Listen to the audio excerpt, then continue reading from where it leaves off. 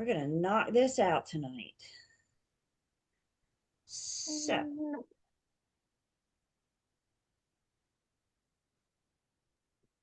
You should have got into fitness and stuff, and we could all go running together and working out and lifting and stuff like that. You know, I'd love to have a partner to do that with.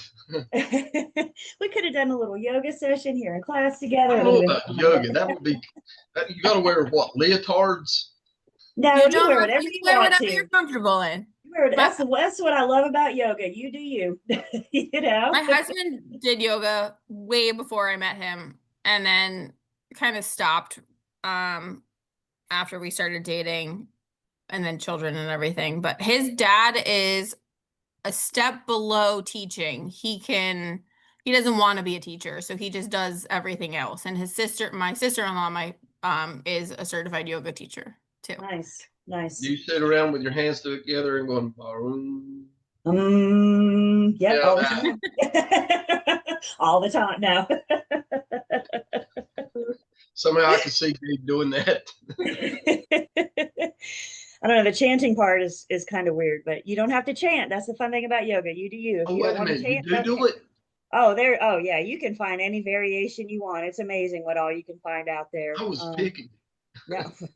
So before we get back in and finish up, as promised, I do want to spend a few minutes just poking around the North Carolina Real Estate Commission's website, because we've mentioned several times about all the resources you guys have, all the places you have to go get information, to go get help. So on your resource list, I want you to add ncrec.gov, because there's a plethora of information in here. And as you guys, as time allows, poke around and see the good things that you can see. There it is. The commission's main purpose, we know, is to protect the public. And one way they can protect the public is by educating the public. And so they provide resources and publications and information on their website to help educate the public through the buying and renting and leasing and selling process. And the commission says, look, if it's on our site, brokers, you are welcome to use it. Y'all don't have to recreate the wheel in some cases. The wheel has been created. So take time to explore and learn. If I may point out just a few things. First off, let me tell you, their search bar is pretty intuitive. Have you guys ever searched something and got results for anything but what you searched for? The commission site, they're good. So, keep it vague and they'll give you the information, but their search site, so when in doubt, search it out. On the home page here, if I scroll down a little bit, now that you are all licensed, you all have a licensee login. If you haven't logged in, if you haven't set up your account yet, or not, it is set up, but if you haven't logged in yet, please do so. It's going to be your license number and the last 4 digits of your social the first time you go in. You want to use this to verify that your post licensing has been credited to you, that your CE has been credited to you. So once you finish a post class, once you finish a CE class, give it about a week, and then you want to log on and make sure that you got credit for that, make sure that it posted. If for some reason it hasn't posted, you call the director of the school that you took the class with. So in our case, you would call Lane and say, hey, I didn't get that credit, what's up? And she'll walk through helping you figure out how to do that. When we renew our license, we'll do so on licensee login. If you ever need to update your address, phone number, email, name, whatever, all that will go through the licensee login. Also on the home page, there's license law and rules. So we can always access on the homepage of the Real Estate Commission's website the current law and the current rule. And just to show you real quick, if I click on this, and you can see I got chapter 93A, which is license law, and I got chapter 58, which is commission rule. So if I click on chapter 58, commission rule, and this does take a second to load.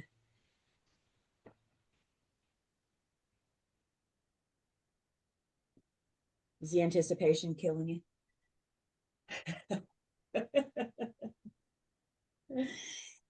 So you can see here, they just don't throw it at you. All they give you the specific rules. So if you're looking specifically for the advertising rule, here it is. We've mentioned Commission Rule 58A.0112, which is offers and sales contracts. So if you're ever using a pre-printed contract or a sales contract that wasn't an NCAR form, there's certain things that have to be in it if brokers are using it. So this gives you those things, tell you those things that are there. So, I mean, Law and Rule is one of our biggest and better resources. Just knowing what is. You may also want to, you can subscribe to the commission's mailing list to receive notice of rulemaking.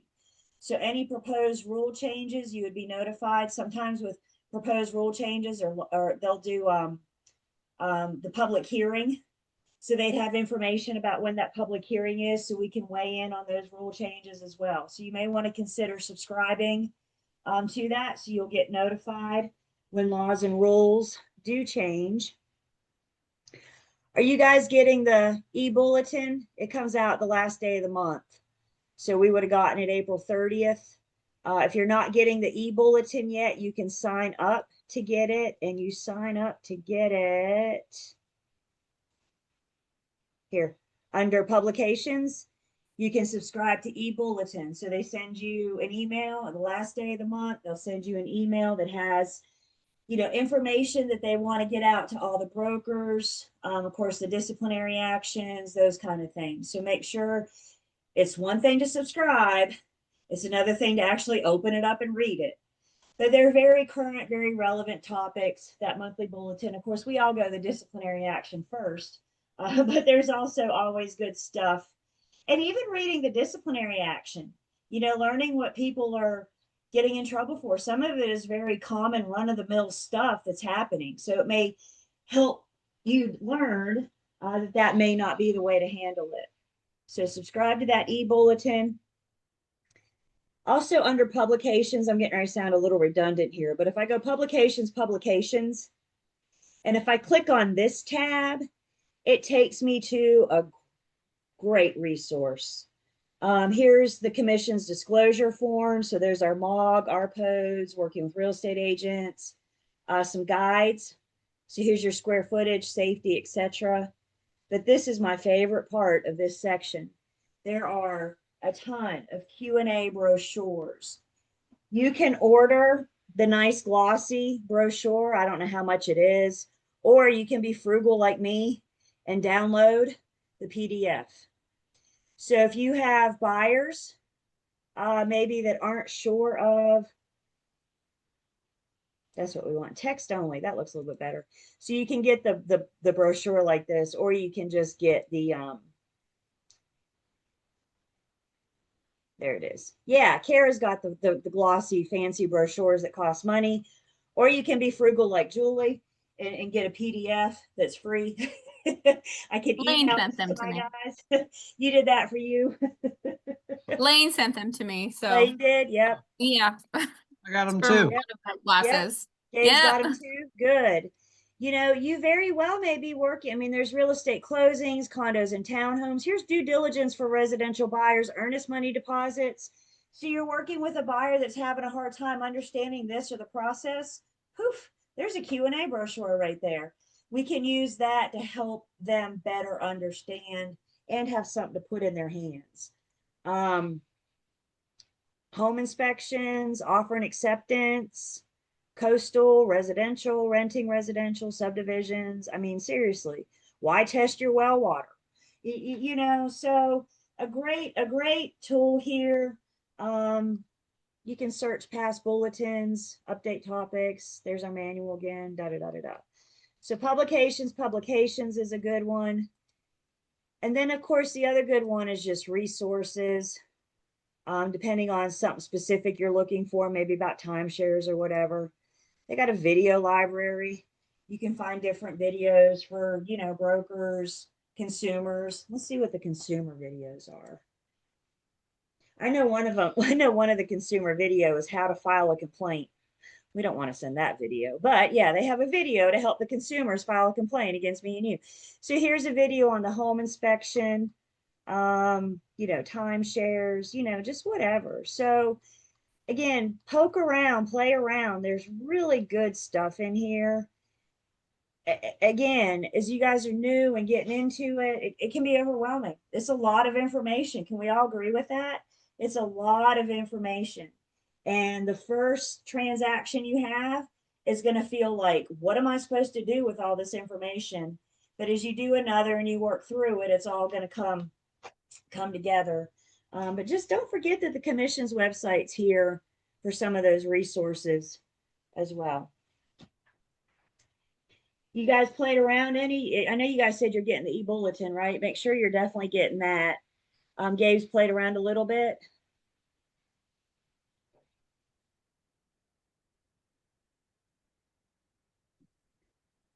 Yeah, renewal, login. Let me see. They caught it all. Yeah, file a complaint. There it is, right there on the home page. You know, regulatory affairs.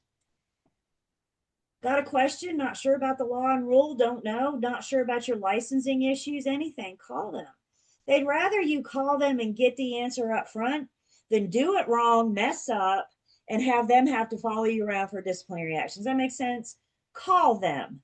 Call them. Call NC Realtors. Call Regulatory Affairs. Call them. That's why they're here.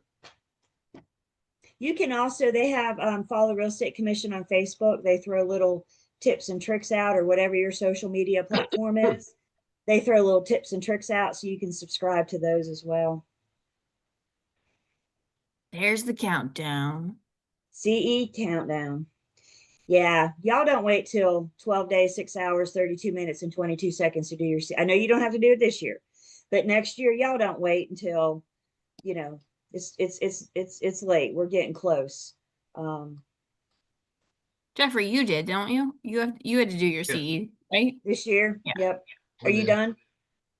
Yeah. Okay, cool. Yeah, support a whole tab on fair housing. So yeah, take advantage of it. It's here.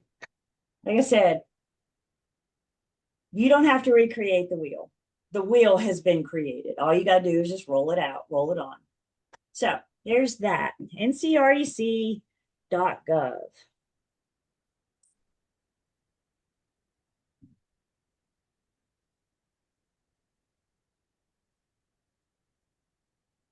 So last little section here.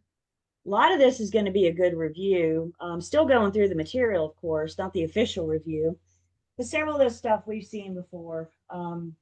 So sales contract procedures is that final. We've talked about the contract. We even talked a little bit about preparing it, but just getting a little bit deeper in that sales contract procedures. We talked about, and it's important that we know, it's important that we understand how we form a legally binding contract. And in order to have a legally binding contract, I must have two things. I must have acceptance, and I must have communication of acceptance. And when it comes to communication of acceptance, I always draw out the what I call contract formation wall, because this shows us walking back and forth. This shows the transaction going back and forth. So on one side of the wall, I have the selling agent with the buyer, and we'll call them, oh, look, my caps is messed up. Funny story, selling agent. I dropped coffee on my laptop about 2 years ago, and now sometimes my caps lock gets stuck. So I just got to, and Z doesn't work all the time. So I just got to relearn how to type sometimes. Luckily, I drink my coffee black, so I didn't get a lot of sugar and cream and stuff in it. I think that's the only thing that saved my laptop. And then on this side, we have the listing agent with the seller. So when we're forming a contract, when we're going through this process, if the buyers are represented, if the buyer comes with a seller agent, if the selling agent, if the seller comes with the listing agent, those agents are going to hang out on the same side of the wall with the buyer and the seller. So we're acting as a representative of them. And the two parties obviously are the buyer and the seller, but since we're talking about back to the basic and contract formation, the two parties are technically not the buyer and the seller. The two parties are the offeror and the offeree. the giver of the offer and the receivee of the offer. Now, the majority of the time, you will have the buyer making the offer to the seller. But don't get stuck in your head. There could be a case where the seller is making an offer to sell to the buyer. So most of the time, the buyer's making the first move, but you very well could have situations with the seller offering to sell to the buyer. But in this case, in this scenario, we're going to have the buyer acting as the offeror, the seller acting as the offeree. Buyer makes an offer to their seller. So they're out there with their agent looking at property. They find the one, and they look at their agent and they say, let's write it up. So the agent, buyer's agent, we're going to go through, we're going to fill in the blanks of the contract. We're going to grab the RPOs and the MOG, lead-based paint if applicable. We're going to get whatever addenda apply to this transaction. We're going to have our buyer, once we complete the terms of the offer and the paperwork, we're going to have our buyer sign everything. And then the selling agent is going to present the offer to the listing agent. As a selling agent, remember, you represent the buyer. And when you're presenting that offer, I want you to present it like it was the best daggum offer that ever existed. Because you know what? It's your buyer's offer. Guys, I can't tell you how many times as a listing agent, I got calls. I'm sending you an offer. It's not great, but that's all my buyer's willing to do. Sorry to waste your time. I'm like, are you serious? I got calls a few times. Do we have to write it up? Can I send you an email? Because I know you guys are gonna reject it. I'm like, really? Is that how you old car? Is that how you represent your buyer? So keep in mind, even if it's a low ball offer, keep in mind it's your buyer's offer. So we present that offer to the listing agent. The listing agent calls the seller and says, hey, we have an offer. The seller, as the offeree, has three choices. What are the seller's three choices? Accept, reject, counter. They could accept it, they could reject it, or they could counter it. If they accept it, they are agreeing to all of the terms exactly how they are. Any change, I don't care how small and insignificant it may seem, any change is not acceptance. If they accept it, they're signing it exactly as is. If they reject it, they have killed the buyer's offer. A rejection leaves the offer dead on the table, and there is no reviving a rejected offer. Once it's been rejected, it's dead on the table. Could the parties come back tomorrow and make the exact same offer to each other as what we did yesterday? Sure, because that's a new offer. That's a different offer. Everybody with me? We can't go back to the one that we rejected, but I can make a brand new offer with those exact same terms. If they counter it, a counter offer is a rejection. But a counter offer is a rejection with a but. I'm good with all these terms, but this, and this. Maybe it's the purchase price. Maybe it's the due diligence fee, the closing date, doesn't matter. Well, you had May 30th down here for the closing date, but I wonder if we could just close on June 2nd. Is that a change? Is that a rejection with a but? Is that indicating that they're not accepting the term? So it's only, in closing world, closing days, it's only after the weekend, but it's not agreeing to exactly how it was. And that's what we need with acceptance. So with this counter offer, we have a rejection with a but. I'm good with all these terms, but this, and this. And with a counter offer, the roles reverse. The seller becomes the offeror, making a brand new offer to the buyer, who is now the offeree. A counter offer reverses the roles. All offerees always have three choices. So this buyer can accept it, reject it, or counter. Is the buyer bound to anything? Do they have to agree to the seller's terms? Absolutely not. Absolutely not. There's no end. There's no, Well, how many times can you counter? We counter however many times it takes until we get acceptance or a rejection. You know, if you think about it, the seller tends to start up here, the buyer tends to start here.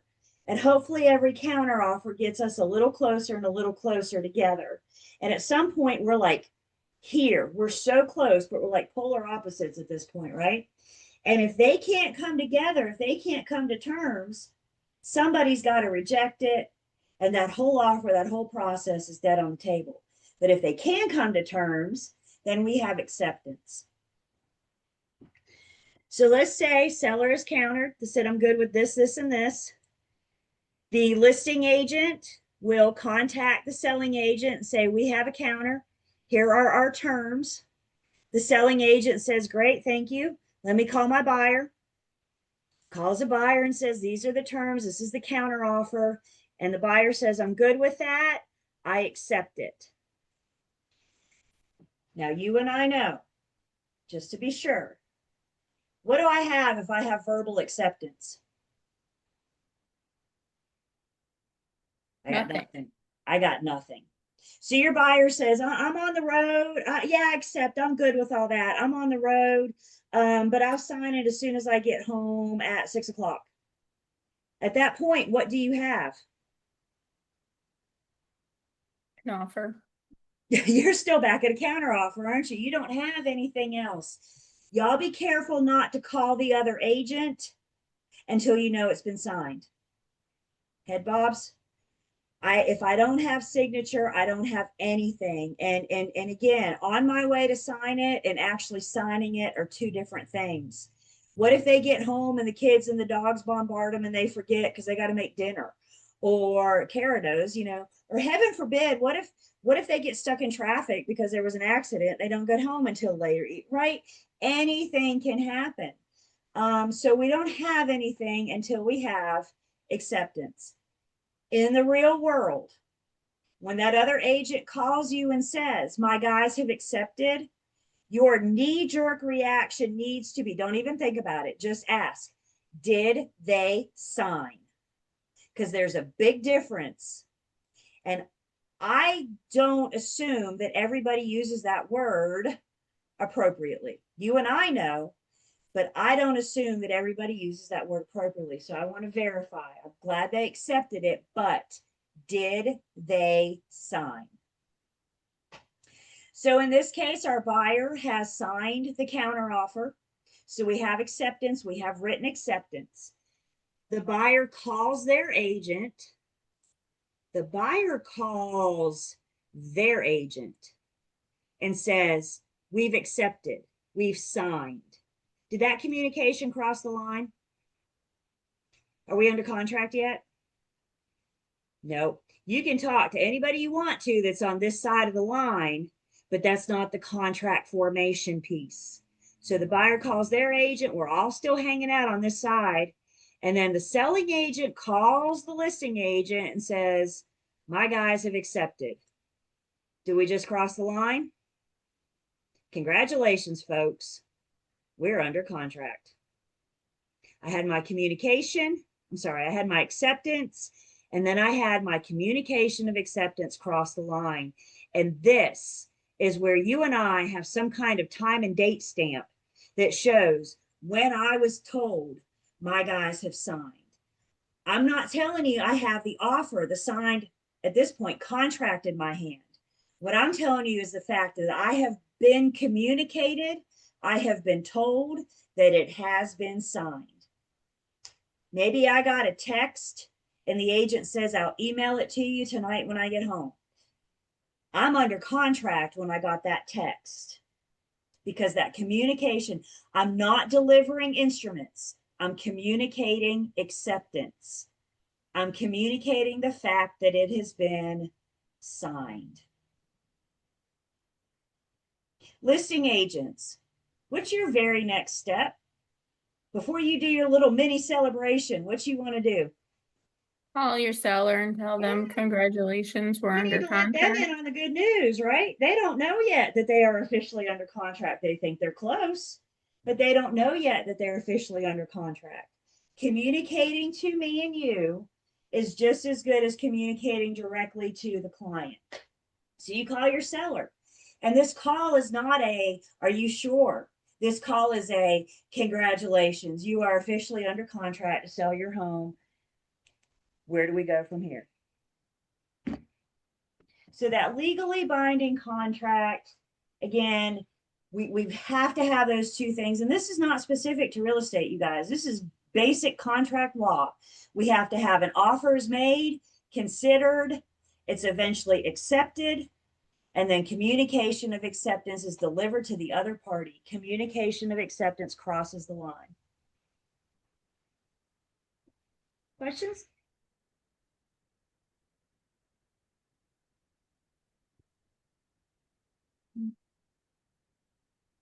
Keep in mind too, this scenario that we just ran, this is assuming that the brokers are with two different firms. As our roles change, this communication of acceptance might change as well. For example, real quick, dual agency. You know what happens in dual agency? Poof. We have no line because now I got the firm and all the agents of the firm hanging out over top. So now once the seller tells or the buyer tells their agent, that's just as good as telling. Remember, it's the firm that represents the client, not the individual broker. So in dual agency, communication of acceptance can look a little bit different, right?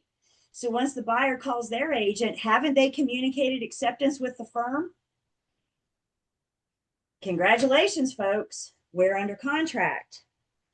We get into designated, and guess what? Oh, yeah, that line comes back. Designated brings back that exclusivity.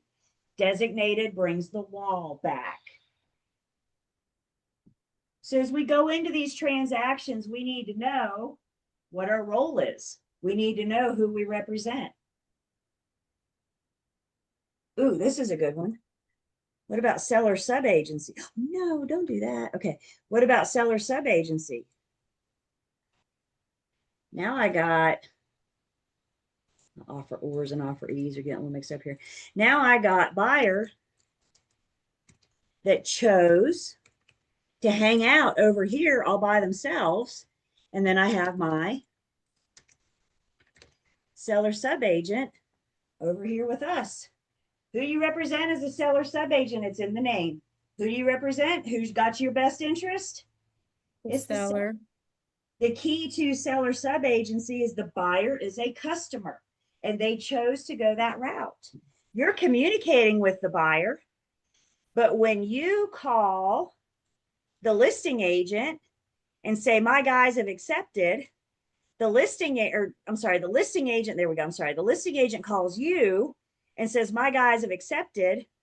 That communication hasn't crossed the line, has it? And so now we're not under contract now until you call that buyer customer, until you communicate with them. We've got to know our role to know what side of the line we're on, to what side of the wall we are on.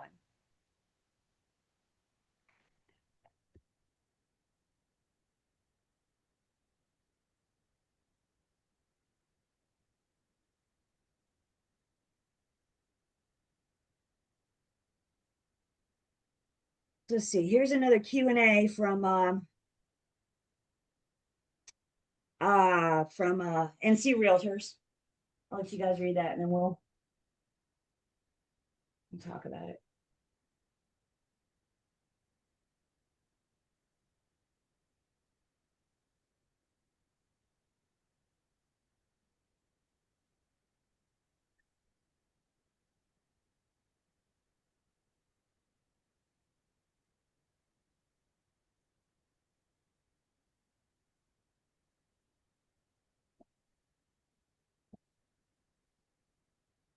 All right, there's the rest of it.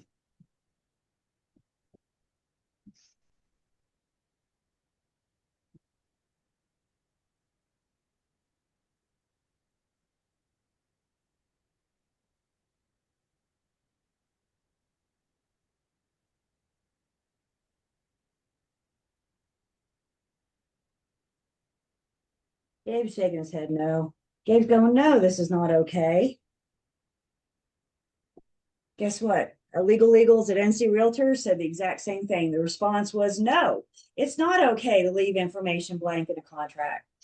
So yes, we can send it electronically because, you know, the answer to the question was yes. Q&A pointed out that paragraph 21 permits the use of electronic means, provided that the notice information on page 11 has been complete. The agent goes on to say that it's not uncommon to see contracts where none of the contact information for either of the parties or their agent's firm is filled out. As we mentioned, you guys, we need to communicate. We need the notice information for somebody. Always going to be us. We're always providing our contact information because we want the agents, buyers, sellers. We don't, you know, we don't want buyers, sellers talking to each other. We want to communicate between the agents. Whether or not you include your buyers or sellers' contact information may be at the discretion of your firm. But at the very least, at the very minimum, we got to put our information in because, as the contract says, we need to know who to communicate with, how to communicate with them, and that's why they have that page.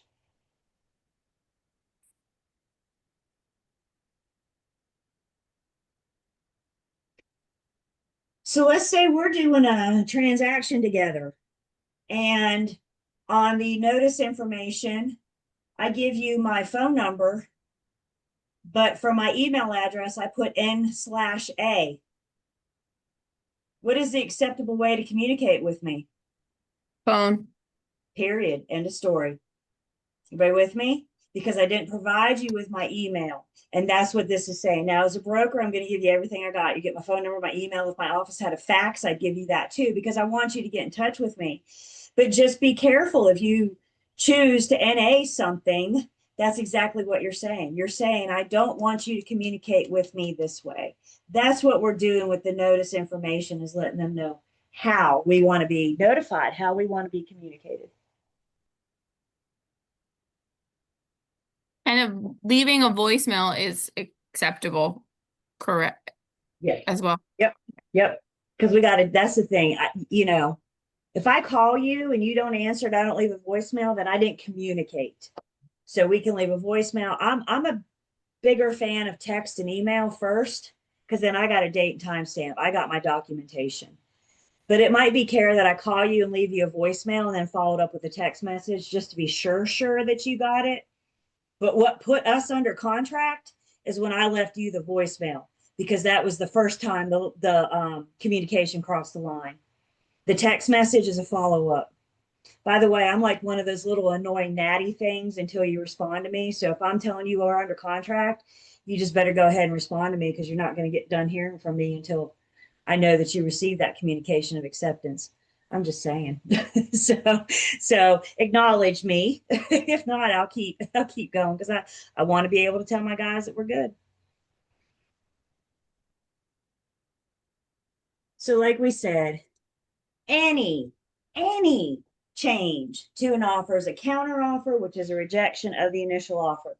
Now, sometimes when you're negotiating, you may have the seller, maybe you're the listing agent, and you may have the seller say, would they consider this? Would they, you know, think about, consider, would they tolerate, you know, maybe it's, again, I don't want to close on Friday. Can we close on Monday? Would they consider a closing date of June 2nd? It's not a counter offer. And if you're not sure, you need to be clear. Are you countering or are you asking a question? And if they say, well, I'm just asking a question, when you call the buyer's agent, you need to be very clear. I'm not countering. I'm just throwing something out there to see if your guys would consider doing this. So if you're just throwing things out there, if you're just kind of testing the waters to see if it would take, be so very clear in your communications that this is not a counter offer. This is just us testing the waters to see how we can respond.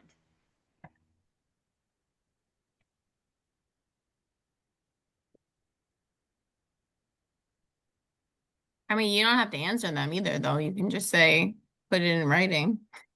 Yeah. I mean, you could say, well, just, you know, give me a counter offer, you know, but But and usually it's the date. I think usually it's the date because, like I said, I'm out of town that weekend, but I'll be back on Monday. Can't we just close then? I'm not countering. I'm good with everything else. So, be clear when you're communicating to that other agent. If you're not countering, then make sure you tell them this is not a counter offer.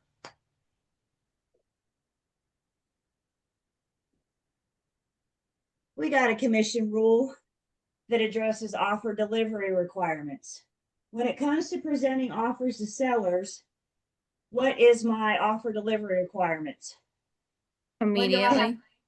Kara says immediately, and Gabe says, but in no event later than 3 days. We have 3 days to deliver instruments. We have 3 days to deliver documents, executed documents. But when it comes to delivering an offer, we're going to deliver it immediately, but in no event later than 3 days. Maybe your seller told you their boss is really strict. And if they get a phone call Monday through Friday, 9 to 5, then they're going to get fired and lose their job. Well, I certainly don't want that, right? So when I get an offer that afternoon, I'll call my seller at 5:01. That's pretty immediately, right? Maybe I'll let them get time to get to their car. Okay, 5:03. Then I'm going to call and say, hey, we have an offer. Your seller may have restrictions on when they want you to communicate with them. Maybe your buyer as well. And I told you guys I had a buyer that worked third shift. I knew not to call her late morning, early afternoon. I either had to get her first thing in the morning or later in the afternoon. So if they have those, obviously we're going to honor those restrictions. But yeah, delivery of instruments, commission rule. We have a duty to deliver instruments within 3 days of execution, of being signed.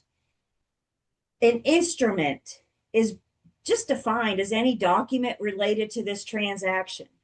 So it's going to start with our agency paperwork. And then we're going to move on, and eventually we're going to have contract paperwork. And then fingers crossed, eventually we'll have closing paperwork. So each phase or each stage of the process, we need to be sending the documents, and you got stuff in between as well, amendments and things that come up in between. There's a very common misconception out there. Some brokers will say, well, I'll just wait to the end of the transaction and send them all their paperwork in one nice, neat little package. What's commission rules say? We have to deliver it within 3 days. And guys, seriously, how long does it take us to send an email with a PDF attachment talking about here's our signed buyer's agency agreement? I look forward to working with you. That take you 3 days? I mean, just don't let that get away from you. And with that, what I like about email, don't I have a date and time stamp of when it was sent? So that gives me my documentation. If you hand it to them, you may want to have them sign off date and time of when they received it.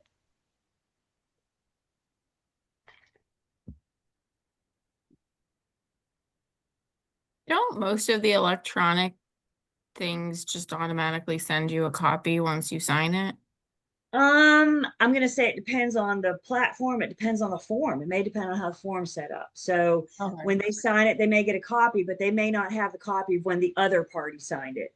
So maybe I do overkill. I don't know, but not everybody knows how to work those programs. You know what I'm saying? So at least I have proof that their broker sent them that information, that signed contract.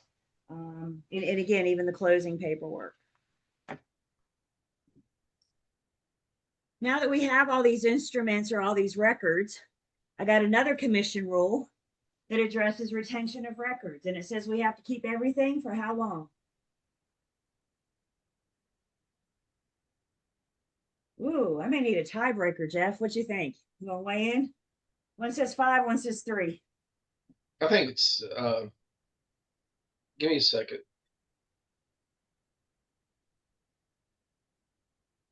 3. We have to keep everything. We keep all records for a minimum of 3 years. Gabe, it used to be 5. So I don't know where you got that old information, but that they changed it a couple years ago. I say a couple years, it's probably been like 8 or 10 now. I don't know, but it did used to be 5. So again, it's important that we know the current because there's so much outdated material out there, right? So We keep, and note that word, everything. If we're documenting everything, then why aren't we keeping everything? And we're going to keep it for, again, hear my word, a minimum of 3 years. Can I keep it longer? Oh, yeah. And it's suggested, especially now that everything is stored in the cloud. I know we use Dotloop. Dotloop keeps stuff for 10 years, y'all. We are well in compliance just by using Dotloop, just by signing in and using them. I don't know about your other platforms. When we say everything, obviously I mean signed instruments. So our agency agreements, contract paperwork, signed closing disclosures. But I also mean things like if you're the listing agent, I want your measurements, whether you measured the house or you hired somebody to measure for you. I want your sketches and your graphs. I want proof. I want to see that somebody measured the home for you.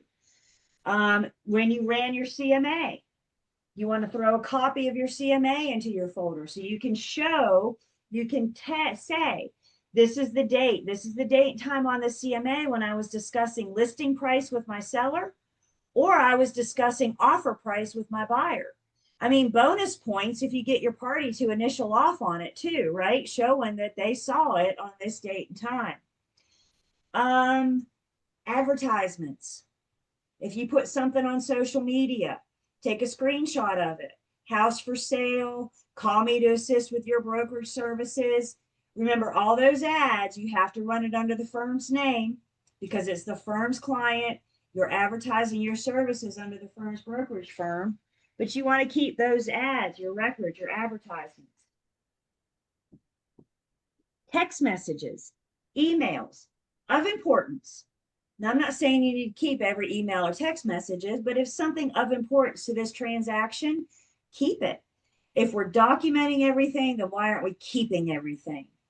If you ever find yourself going, I wonder if I should keep this. Yes, just do it.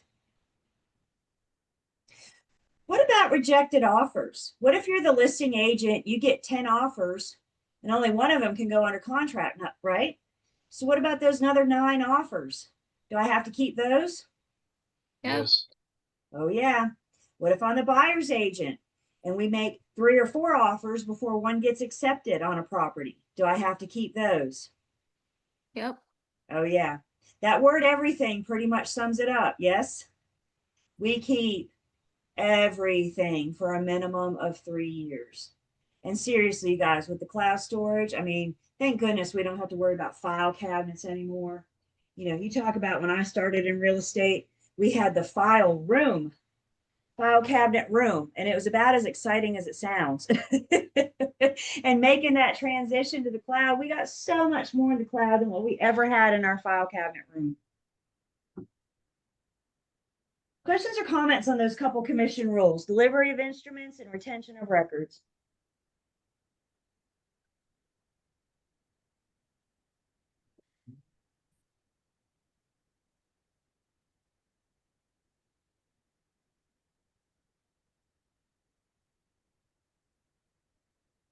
All right, let's get some food for thought.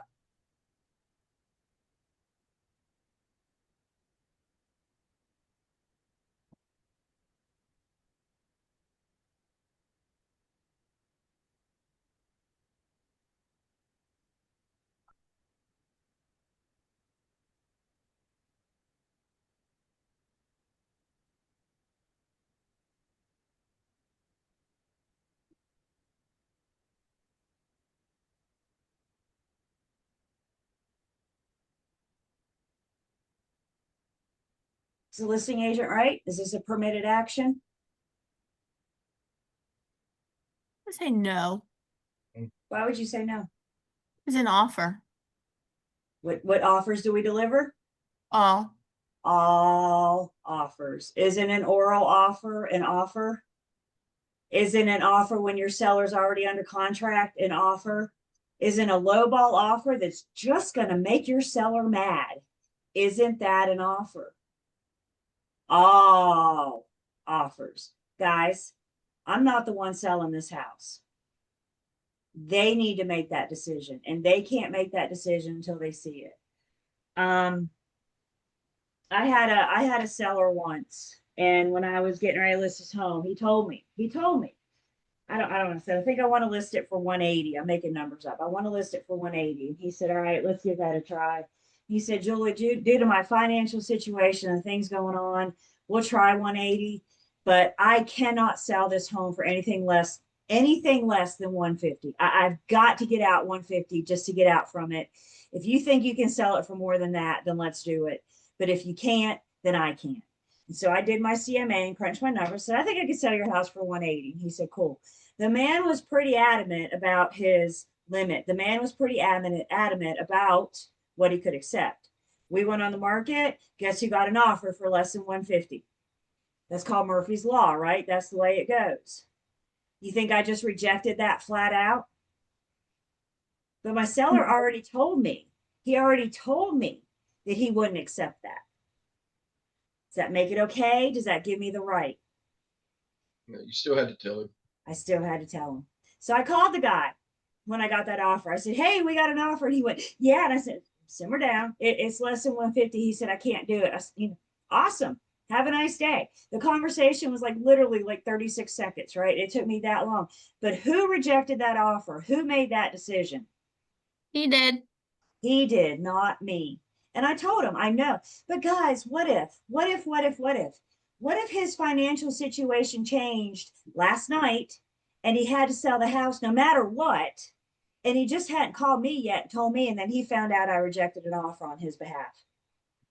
Ooh, Julie's facing disciplinary action, isn't she? Or court or something, who knows? We present all offers. And I told the man at the listing appointment, I hear what you're saying, and I appreciate you telling me this.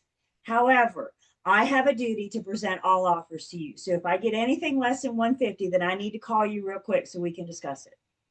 I told him this coming into it, so he wasn't thrown off or insulted by the phone call. Yes, I sold his house for more than 150. He was very, very pleased. Went on to the next chapter, the next piece of his life. You know, the other fun thing about that seller, he lived in like Maryland. To this day, I've never met the man ever. He could walk up in my front yard right now and I have no idea who he is. We did everything on the phone, electronically, sold his house online. How about that? Never met the man. Sign of the times. Questions on this?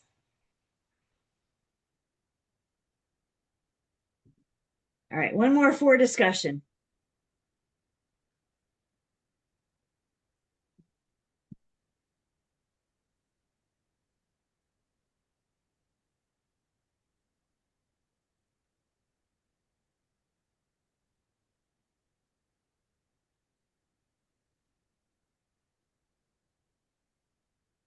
What do we think? What do you do? It wasn't presented, so throw it away. Throw it away? Keep They want it. to- They want to, well, yeah, we're going to keep it, right? We're going to keep the retention, right? but, because it is signed, but maybe I go ahead and write up the new offer for the new price. To Jeff's point, that $500,000, chuck it, because I follow their instructions. So they've signed it. I'm about to present it, but they say, don't do it. I want to change my mind. Okay. So we need to back up and discuss. What if I had presented it and the seller was considering it? I haven't received a response yet. You can call and rescind it, or and then email, send a text, or put it in writing and rescind it. The offeror is free to revoke their offer at any time prior to acceptance. So if I don't have acceptance yet, I could call the listing agent and say, hold up, my buyers changed their mind. We got some different terms. Please don't present that offer. Let me redo this and I'll get back in touch.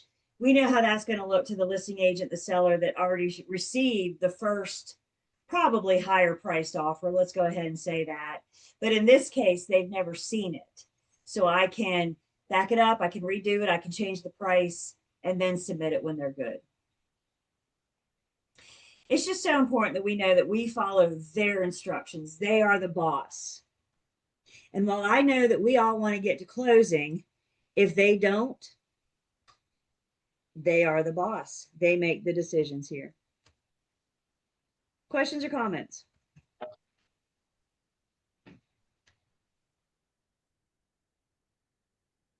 All right, let's take a break.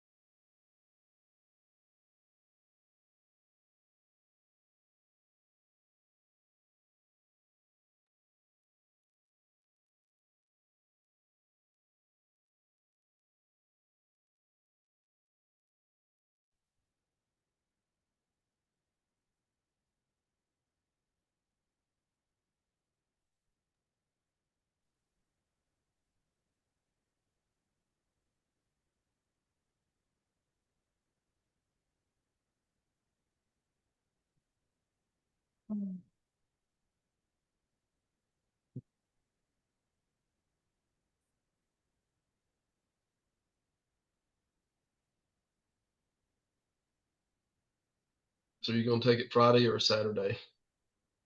Friday, probably. That's what I'm thinking. This You is have your a- last one, right? Do I know? This is your last one, right? It is. Yeah. Are the tests really that hard? The first two wasn't, but I had never took this one, so I'm more worried about There's that. 4 questions. You can I miss know. 6 Yeah. and still pass. Yeah, I sat in the office today and worked with an agent on one today. And so just trying to get a better feel for it.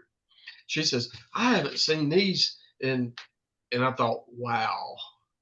I said, you never do this? She says, no, I just look at the numbers and stuff to make sure stuff is right. But as far as filling one out, she hadn't touched one since she took the class. Yeah, we That's don't have to exactly- fill them out in real world. So Yeah, when you do your test, that's your last CD you'll have to do unless you become a paralegal one day. that ain't happening. So this is the last one you have to do, but you do need to, like she said, review the numbers. Yep. Question. I got a question real quick. Yeah. Since Jeff, you have taken these tests before, our test tomorrow is scheduled at 8 a.m. Do I have to take the test at 8 a.m. or No, can I, is you- it just any time Friday? Anytime Friday or Saturday. Saturday. Okay. You've got Saturday at 9 p.m. And so whenever you go in to take the class and you start it, it'll tell you, take your camera and turn it around, video your desk and everything. You need to have all your paper off your desk except for a calculator, a sheet of paper, and an ink pen. You can have that on there. But if it looks like notes or could be thought of as notes, get it away. Don't have it around there. And the other thing, Gabe, make sure your speaker is working, you know. So, I mean, you're not going to be talking during the test or anything, but that's just part of it. They want to be able to hear if somebody's saying something. Thing I mean, is, Did the you thing do is, the is that it does practice? work. So speak- like when I get on Discord or something, like my microphone works every time. For some reason, it's just Zoom. Zoom. So on the testing thing, it possibly might not have sound, but like the microphone will be active. That's So- why you do the practice test ahead of time to make sure your camera, your I did do that. microphone, all the stuff is compatible. So that's why she sent that practice test. It said it was good to go. Cool. But in your case, in reality, as long as they can hear you speaking, is not an issue because you ain't going to be speaking anyway. Like you said, they just want to make sure there's nobody in the room with you going, it's B, number 2 is B. That's what they're that's what they're listening for. So that's why they literally need the talk to mic. myself. And yeah, and they'll see that, they'll hear that. But they just want to make sure nobody's there shouting the answers to you. Oh, and your cell phone, it can't be around either. Okay. My cell phone was often in a completely different room. Like, Yeah. when because did you do, Gabe, you did this for pre-licensing. You went to a center? Oh, okay. Yeah, I did it for pre-license because they told us it was easier to do it from home. And so that's what I ended up doing, was just doing it from home, and it was so much easier. I actually preferred it even to the state exam because I literally just sat here and could knock it out all on my own and talk That was- myself through the Well, we're problems doing and really read them good out loud. study. Super stressful going to a center and everything. There was like 10 people in this tiny room. It was the quietest room I had ever been in. I mean, you could hear a pin drop. And we got these little cubicles, and it was 200 questions whenever I did it, the North Carolina and state exam. No breaks, no nothing like that. I just sat there for like 2 hours of just in the zone at that point. It was pretty stressful, but I got through it, passed it. here I am. Post license. They made And you me, will they again. said I could take a break, but it was part of my time. So I just had to like raise my hand. Somebody came over and I was like, I gotta go potty. So they logged they touched my computer to freeze it. And then I walked out, came back, and then was back in my exam. So. And to all these points, y'all just make sure you read that email from Becky because it gives you the instructions, the directions, what you need to know. And remember, any questions with the exam or learn test pass, that's all Becky. Questions about the material, that's where you call me.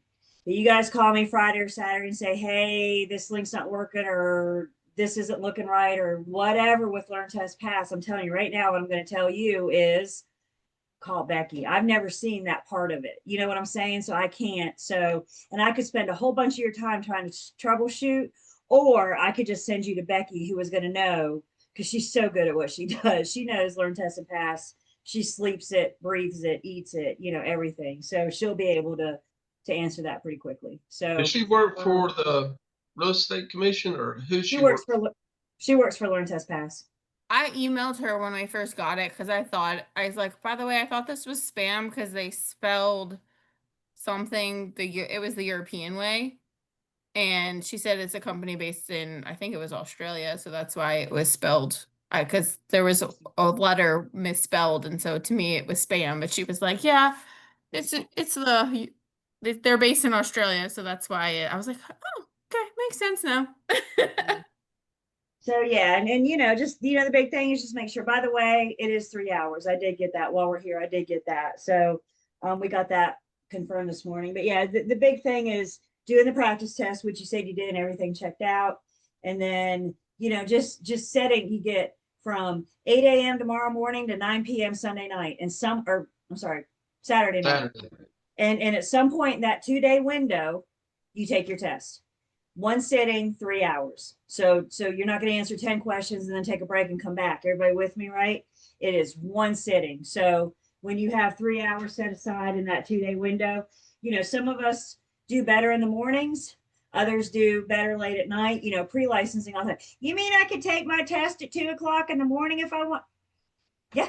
If that's when your brain works best at 2 o'clock in the morning, then take it at 2 o'clock in the morning. So you guys, and that I love that flexibility for you guys that you can take it when it best fits your schedule, when it best accommodates you.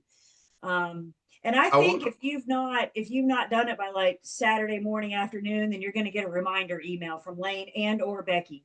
So, you know, don't worry about forgetting. They'll get you. So one more I'll tell you thing. those other two classes, the exam, you will not need that full 2-3 hours. You won't need it because the way they taught it, the teachers I had, it was kind of beat into you or whatever. And you know the answer, just go with your gut and roll with it. So you won't use all that time. Nowhere near it. We are allowed a blank closing disclosure though, so we can print a blank one and we have to show that on camera beforehand. Okay. Scratch paper, a blank CD, calculator. Yep. Okay. All right. Next, multiple offers. Remind me which offers I present. All of them. All of them. What if I have 1, 2, 3, 4, 5, 6, 7, 8, 9, 10, 11, 12, 13 offers in my hand right now? Which ones do I present? 13. All of them at the same time. I think there it is, Jeffrey. All of them, but at the same time. Well, I really like the all cash offer, so I think I'm going to present that one first and hang on to the other 12 until I find out how my seller feels about that. Multiple offers. We have a duty to present all offers immediately, but no event later than 3 days. What if your seller puts calls for highest and best? What if they say highest and best by 5 p.m. on Monday? Well, this is Thursday, Friday, Saturday, Sunday. If I start getting offers in today or tomorrow, can I wait until Monday to present them all? Monday's too late, isn't it? Monday would be, if I got an offer today, Monday would be day 4. So when do we present all offers? Immediately, but in no event later than 3 days. Even if your seller has put a highest and best on, the seller is free to accept any offer at any time. If they've put a highest and best on, they don't have to wait until the highest and best. If the dream offer comes in today, the best offer they've ever seen or ever could imagine seeing, and they want to go ahead and accept it today, that's their right. It's my job to explain what they need to know, to tell them their options. They're going to make that decision. I'm going with free tacos. I know free I'm going with tacos, free that's my tacos. favorite. You going with the free taco offer? That's where I go to. Multiple offers, the fact, listing agents, the fact that you may have a multiple offers is not a material fact. I don't have to disclose whether or not we have multiple offers. Whether or not we disclose is up to the discretion of my seller. So when you know you got a hot new listing coming, or you know you're in a hot market and you're going to get multiple offers, go ahead and have this conversation with your seller and let them know. You need to decide. If I tell the other agents that we have multiple offers, there's two schools of thoughts on this. Some buyers, when they find out there's multiple offers, they're going to run away. They don't want that kind of stress. They don't want that kind of competition. But guess what? You have another handful of buyers that when they find out there's multiple offers, they're going to up their game. They're going to come with their A game and be ready to win out on that multiple offer situation. So we need to let the seller know. We might lose buyers, but then again, you might drive buyers to up their game, up their offer. When the other agent calls you, let's say your seller says, no, I don't want them to know we have multiple offers. So the other agent's going to call you and the other agent's going to say, do you have multiple offers in your hand? Am I allowed to lie to them? Shake your head no. We never have a reason to lie, right? I can't say, well, I don't have multiple offers. But isn't my seller doesn't wish to disclose if we have multiple offers or not? An honest answer. Can you get more honest than that? And am I not following my seller's, my client's instructions? So I never have a golden ticket to lie, but whether or not we disclose, and if they, be like, look, educate your buyers, tell your buyers to bring me their highest and best, or tell your buyers to bring me their offer, and then we'll figure it out. But I don't disclose unless I have permission from my seller. The other thing with multiple offers, we're back to that counter offer again. We got 13 offers on the table. And these are all pretty good, right? But I decide, as your seller, not only do I want free tacos, I want a couple burritos too. And that's the one I really, really like. If we're going to counter any, we can only counter one at a time. If I can get this one to work out, if I can get my tacos and burritos, then we'll accept this one and reject all the others. But if I counter multiple of these, we run the risk of those 2 or 3 or 7 buyers saying, Yes, I accept. And now we have communication of acceptance. And now you just legally bound your seller. And yes, we have date and time stamps, but that's one of those things that very well may not get sorted out until we're standing in front of a judge with that documentation of when the first communication of acceptance we received. So only countering one at a time. And in the meantime, remember, the offeror is free to revoke their offer at any time. So the question is, well, we're countering this one. What if this guy walks away? It's a possibility. It's it's a risk that we run. But we're trying to get what in your seller's mind is the best offer for them, for their situation. With the pandemic market, I mean, multiple offers were just a daily life. It's just something we dealt with on the regular. Double digits, 40-something offers over the weekend. It was crazy. We have a duty to present all those. I mean, we're going to send them to our seller. Think about how overwhelming that is. Our offer to purchase and contract is 17 pages, plus RPOs, MOG, any applicable addenda. So you take all that paperwork and then you times it by 45. I pretty much just gave my seller a ream of paper, didn't I? I'm not going to hand my seller all those offers and say, look it over and let me know what you think. We still need to sit down and discuss those terms with them. And in addition to obviously emailing, presenting the offers, I'll tell you something that came out of the pandemic that I really liked. And what agents were doing, hear me, we got to send the offer. We have to send the documentation, but to help break it down, a lot of agents were using a basic Excel spreadsheet. And they were saying, here's the terms of offer 1, here's the terms of offer 2, offer 3, offer 4, offer 16. And then we could see a nice side-by-side comparison of the points of importance to your seller. Is it purchase price, due diligence, and closing date? Then let's look at just those 3 things that we have from those 45 offers to see which one would work. So present the offers, yes, either hand it to them or email it to them and you have your documentation, but we're still going to go through it with them and discuss those terms. And when it starts getting, I mean, that's a lot of paperwork for me. I found 45 offers of a teammate overwhelming. I wasn't even involved in it, but I found it overwhelming. Just put yourself in your seller's shoes. So anything we can do to help them interpret and dissect and better understand the terms. Like we said last night, sellers generally care about 2 things, how much and when. But we need to explain to them that there are other important terms. The due diligence, the earnest money. Is the buyer asking the seller to pay any closing costs? Do they want the home warranty? You know, what is the money that's coming out of the seller, expected to come out of the seller?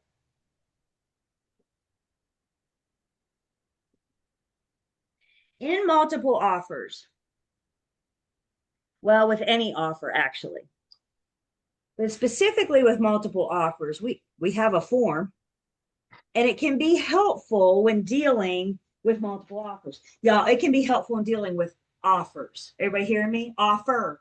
I don't need multiple. I can use this form. Anytime an offer is presented to the seller, they have this option to use the response to buyer's offer. Let's just think of this as a letter from the seller to the buyer. So an offer has been made. And then we have 3 options here, and you can see that we're instructed to only check one. Number 1, thank you for your offer. We cannot accept the offer as written and hereby reject it. However, while this is not a counter offer, we would favorably consider the following changes. It's a rejection. It's not a counter offer. Pretty clear, right? I'm rejecting your offer. And then we have the opportunity for the seller to basically put their cards on the table. I've used this before with lowball offers. The seller's here, the buyer comes in way down here. We could counter. Y'all know how much time we could counter getting those 2 together. My seller looked at those lowball offers and he says, let's just reject it. Awesome. But how about we use this to let them know your terms, and maybe they will come up to that, but it could save us some time from countering and going back and forth. Then it goes on to say, if the above changes are acceptable to you, please submit another offer. Remember, I've already rejected this one. So we want another offer with the noted changes. Please understand that until an offer has been accepted, we are free to consider and may at any time accept any other offers to purchase presented that contain the terms and conditions satisfactory to us. So if you want to bring me a new offer, that's fine. But in the meantime, if another one comes in, I'm free to accept it. So you might want to move sooner, faster, sooner. So that's one option. Flat out rejection. This is not a counter offer. Second option was added as a direct result of the pandemic, that crazy market. Option number 2. Thank you for your offer to purchase. Please be advised that we intend to consider all offers on the property received by this date and time. This is when the sellers call for highest and best, and we are notifying those buyers that have already made an offer that we have now called for highest and best. Should you choose to submit another offer, we encourage you to submit your best offer as soon as possible, but in no event later than the date and time set forth in the preceding sentence. If you neither submit another offer nor withdraw your current offer, we will consider your current offer along with the others. Please understand that we are free in our sole discretion to choose and accept another offer, including yours, prior to the date and time set forth above, or we may choose not to accept any offer submitted by the date and time set forth above. So we've had an offer or two, and we feel there might be others. So the seller says, let's do this. Let's go till all offers by 5 o'clock on Saturday. We're just notifying the people that have already given, or the person that's already given offers, that we're giving everybody else a chance to give us their highest and best by this date and time. So we're just keeping it fair. We're keeping everybody on the same playing field. The third option is the nicest no I've ever heard in my entire life. Thank you for your offer. We cannot accept it as written and hereby reject it. The only thing missing there is have a nice day. This is the politest rejection that I've ever seen. Now, you could text them, you could email them, you could call them, right? You don't have documentation if you call. But this form is old. We don't have the creation date on it. I wish we did, but this form is old.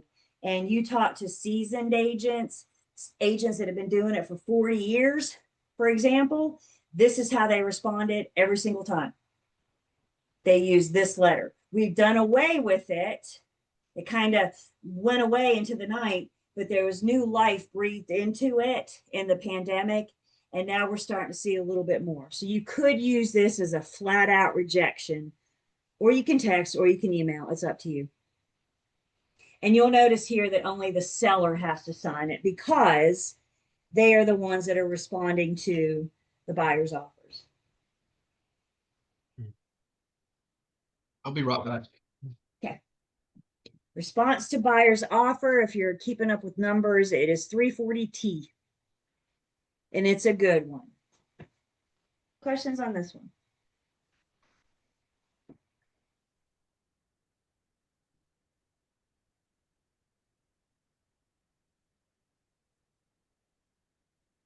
Okay.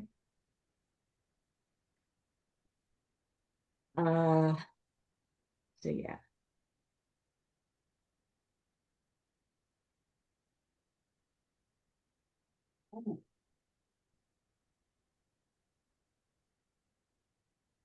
Is it raining by you guys? It's close. Bomb's getting ready to fall out here. For a few minutes, it rained. I don't think it is. It must be raining. It rained for a little bit, but it must be in the area because I have my Thunder Buddy right under my feet. Right. So North Carolina law, we're required to treat all buyers fairly and equally. Remember, we owe customers, the clients get the first class treatment, right? The clients get old car. I can put the entire triad market, all the consumers, in 2 buckets. If you're not my client, then you are my customer. And my customers get the duty of honesty, fairness, and the disclosure material facts, specifically when we're dealing with multiple offers. What we do for one, we do for all. So if you tell one buyer's agent terms that your seller would consider favorable, isn't it only fair that you share that with all the agents that you know are writing an offer, all the agents that you know are bringing an offer? Keep it fair, you guys. We're not trying to pit people together. We certainly can't shop offers. We can't, to the next slide. I can't disclose the terms of an offer without the offeror's consent, without the offeror's permission. So if I have multiple offers, what if I'm representing the buyer in this multiple offer? I have the listing, of course, but I'm a dual agent. I'm also representing the buyer. I know all the offers coming in, right? I see them. Would I make more money? My firm would make more money if I call the buyer and say, this is what you need to beat. This is what's up. Even if it's in my best interest, I can't do that without the offeror's consent. Is anybody in their right mind going to give you permission to disclose the terms of their offer to another offeror? Think that through. No. Again, you need to be careful. Agents will call you, especially if they know there's multiple offers or they think there's multiple offers. Agents will call you and they will ask you, what's the highest price offer you have in your hand right now? And before Don't- you just blurt an answer out, you need to think about what you're responding. Kara, what'd you say? I don't have permission to share. I cannot disclose that. Buyer's agents, you need to instruct your buyers to present their highest and best. A lot of agents got themselves in trouble because they didn't think before they spoke and they just blurted a number out. And you know what they did? They disclosed the terms of the offer without the offeror's consent. There's no law that prevents them from calling and asking. The rule addresses how we respond. So just be prepared for that. Do not disclose the terms of an offer without that offeror's consent. Like we've been saying, the offeror is free to revoke their offer at any time prior to acceptance. So until we have that acceptance from the seller, they can change their mind, they can withdraw their offer. Make sure you communicate that. Make sure the other side knows. Offeror is free to revoke their offer at any time prior to acceptance, even if they use the additional provisions addendum and put an expiration date on their offer.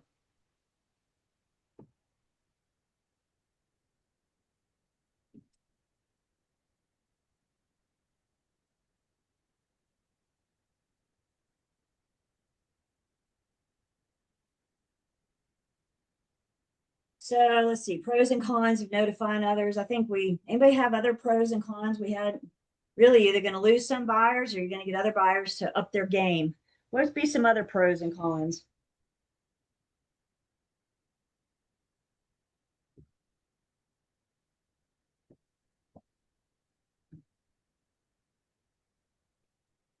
The house is getting sold at some point.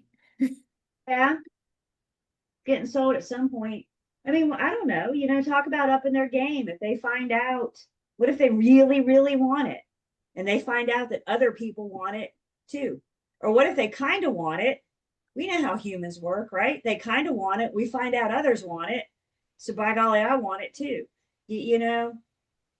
I think the fear here, the con, it's those buyers that don't want that competition, don't want that pressure. We don't know their motivation for buying. Are they serious or do they like have to buy something within the next couple months? So I don't think you're going to lose all buyers. But again, it's at the discretion of the seller. We just need to lay out their options and then let them decide how we respond when we get that call.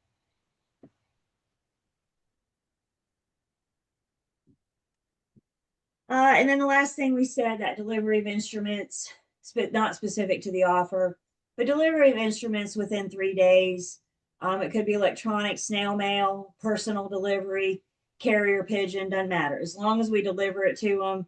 If it's going to be, in person or something, if it's going to be in person, then again, I would just recommend having them sign, date something that says, I received this on this date and time, and then you have your documentation. But I'm a really big fan of electronic means because we have that date and time stamp that it was sent.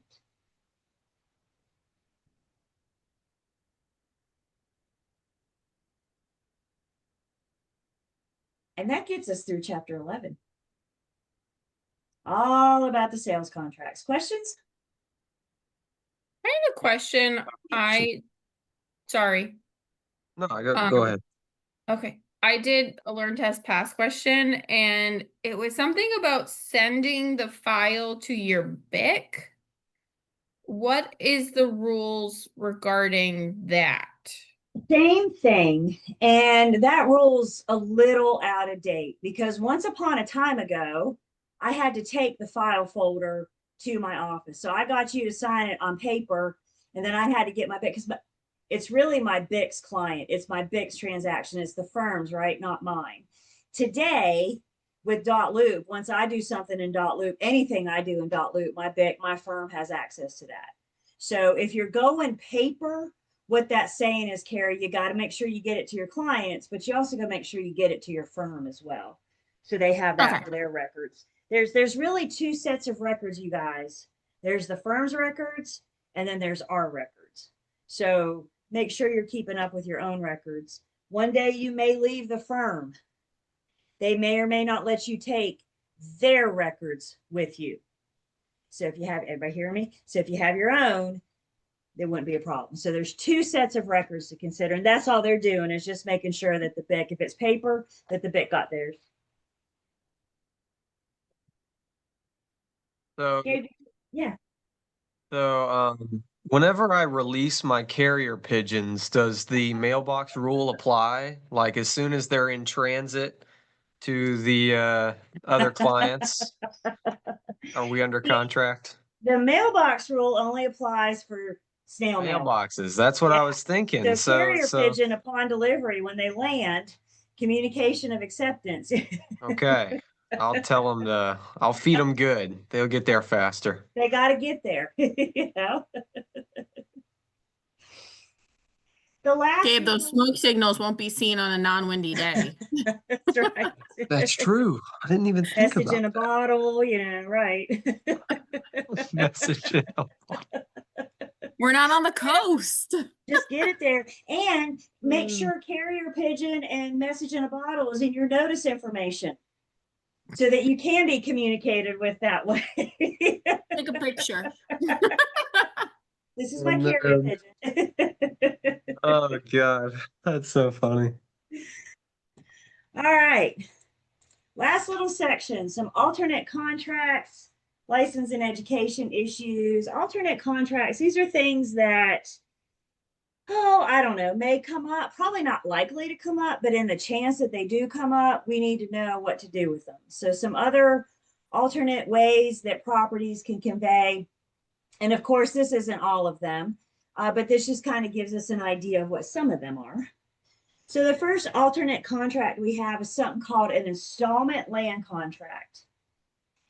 And with an installment land contract, the buyer's buying, the seller's selling.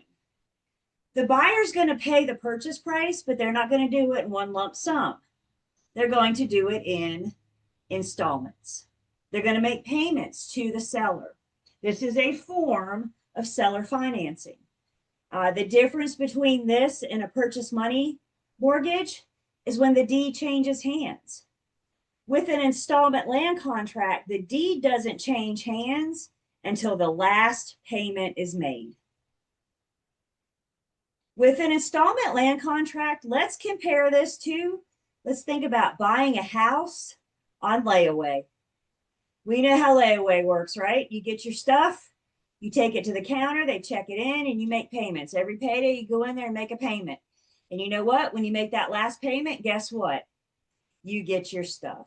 And that's exactly what we're doing with an installment land contract. The parties are not really buyer and seller. The parties are the vendor and the vendee, the giver of the property, the seller, and the vendee, the one paying, the receiving. So we got buyers and sellers, vendors the seller, vendees the buyer. Also with installment land contracts, guess what? I don't have a form for these. We have forms for so much, but we do not have pre-printed forms. See how often we don't do these? We don't have a pre-printed form. So if I don't have a pre-printed form and my buyers and sellers want to do an installment land contract, what do we need to do? Bernie. We're going to have to call our attorney. They're going to have to draft their attorney. Yep. We're going to have to draft something up because we don't have a pre-printed form that we can use. And y'all, I cannot draft it for you. Can't you just write this up for us? No, I follow my clients' lawful instructions, and that's the key word there. So we got attorneys involved, and because we got attorneys involved, it's helpful because they know the rules and specifics to installment land contracts. I'd be willing to bet they got a template laying around somewhere that they could draft one of these up pretty quickly. Also with an installment land contract, the seller has a duty to record the contract within 5 business days of execution.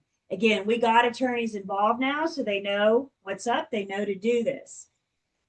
But the seller's going to record the contract within 5 business days of execution. This prevents the shady seller from selling it out from underneath the buyer. So we have this agreement, we have this installment land contract.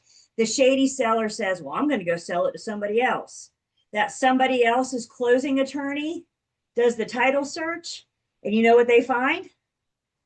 Our installment land contract. This is protecting the vendee. This is protecting the buyer. So it's got to be 5 days within execution, within this contract being signed. And then the other Wait, the thing about seller has to file it though, not the buyer. the seller. Yep, we're keeping them honest, Evil seller financing. you know? That's what Annie called it. And then the other number we need to know with installment land contracts is 30.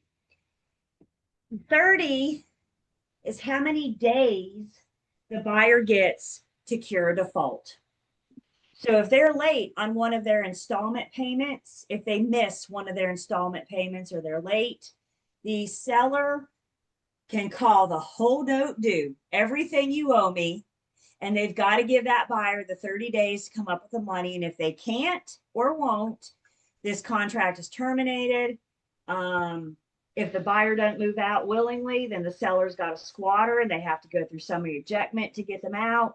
But bottom line, you guys, the seller's got to give them that 30 days to cure the default. And after that, remember, the deed is still in the seller's name. So they still own the property. So once we get that buyer out, they can resell it or lease it or do whatever it is that they want to do to it. Questions on an installment land contract?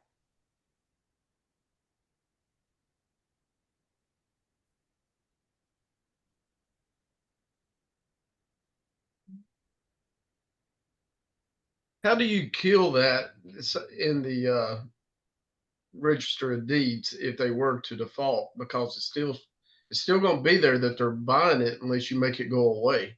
So there's going to be like a deed of release that'll be recorded that shows that that is null and void. So again, when the closing attorney does that title search, they're going to see that it was recorded, and then they're going to see that that is no longer. And it may not be called a deed of release, but it's that same kind of idea. Yeah. So you see that chain of events, you know.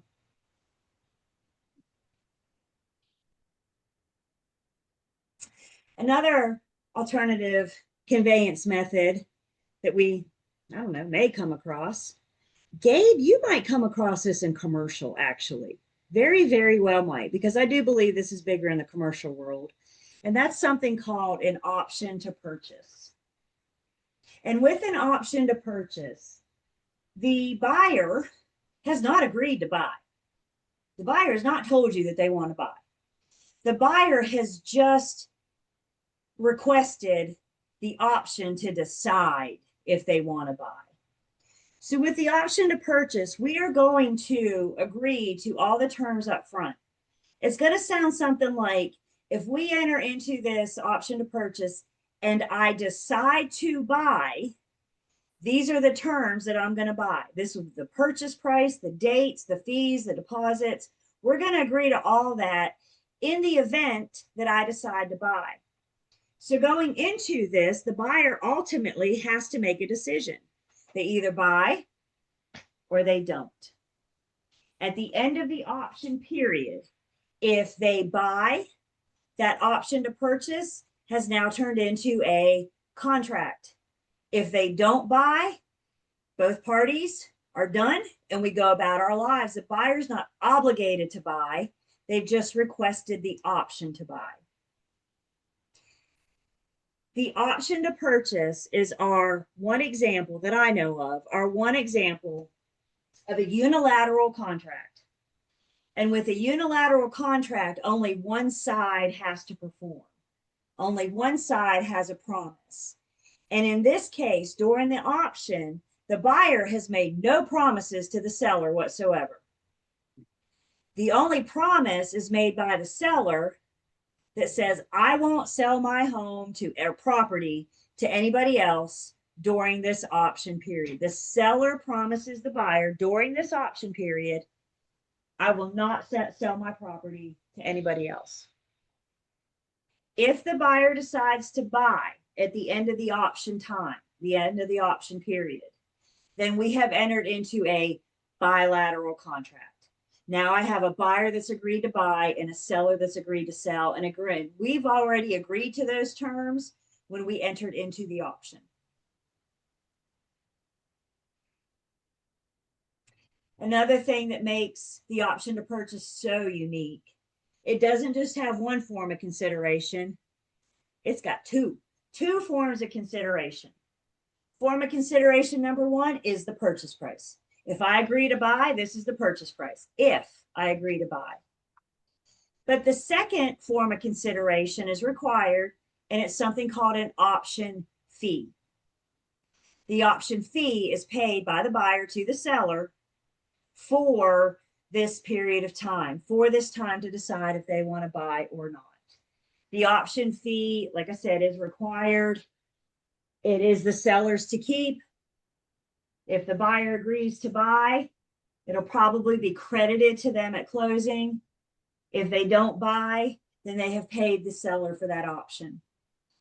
The difference between an option to purchase and due diligence in a contract, with the option to purchase, the buyer's not committed yet. With the due diligence, we're under contract. They are committed. We're not under contract yet. As you can imagine, I don't have a pre-printed form for this. This kind of sounds kind of complicated, right? Most of these, if you run into one, again, I think you might see it more in the commercial world than you do the residential. You can see it in the residential world, but I think you're more apt to see it in the commercial world. You know, let's say, for example, I work for big corporate USA and they want to go to Charlotte to buy a warehouse. And I go down to Charlotte and I find my agent Gabe, and I find 3 warehouses that could fit their needs. And so I offer to enter into an option with all 3 of those commercial properties. And hopefully, if everything goes according to plan, at the end of the option period, we're going to buy one and not buy the other 2. I'm not locking them down. I'm just exploring that option. And if they agree to it, they're all going to make a little bit of money, right? But if they agree to it, then that gives me the time, or corporate USA the time, to inspect or investigate or learn about those 3 warehouses to decide which one, if any, they want to buy. You could have it in residential too. What if you have a buyer coming from out of town or from out of state this weekend, and there's 3 homes that they want to see, but they don't want to be, sold. They don't want to go into contract before they get here. So maybe we suggest that they consider that they talk to their attorney about doing the option to purchase. Remember, you guys, the offeree always has 3 choices. They can accept it, they can reject it, or they can counter it. So worst case scenario, we present that offer. Worst thing they can say is, no, we're not doing that. But I'm doing what's best for my buyer by trying to get them those properties this weekend, or get them those warehouses that they want to see or they want to inspect or investigate. So as you can imagine, I don't have a pre-printed form for these. So what are we going to do? Oh, I clicked the button too fast. You guys didn't get to. We're going to call our attorney. I didn't mean to hit the button. We're going to call our attorney. And again, installment land contract, option to purchase. The next one we're getting ready to talk about, a 2-year lease to own. Do I have to present that to my seller? Yep. Do I want to do a 2-year lease to own? Not even a little bit. But is it an offer? Yes. And we present all offers. Questions on that?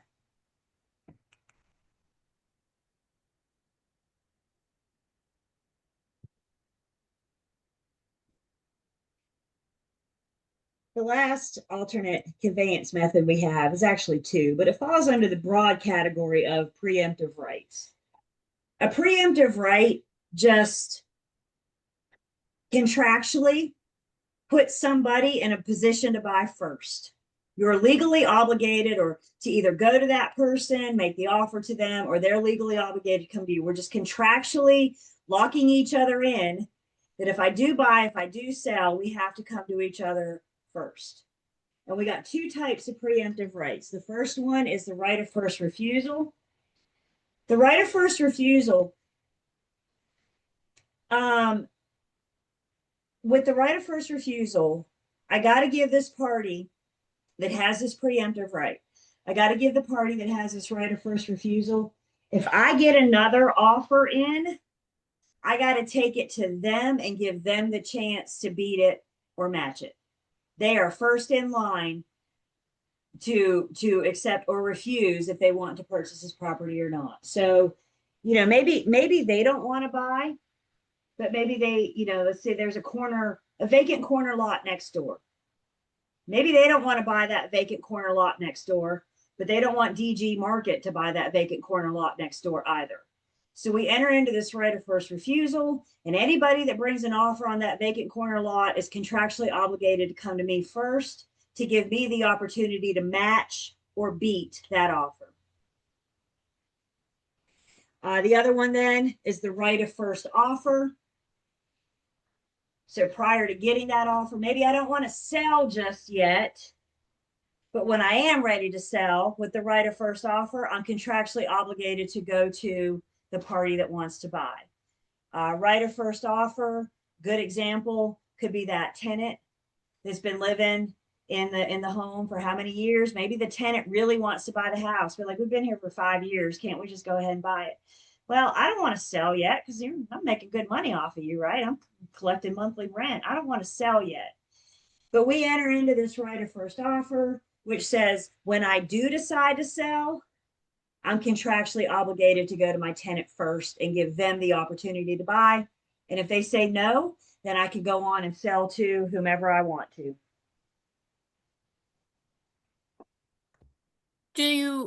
That's just the right of first offer. So you can go to them and say, hey, do you want to buy? They say, yeah, well, I'll make you an offer. And they make you an offer. If you think you're going to get a better offer, do you have to sell to them?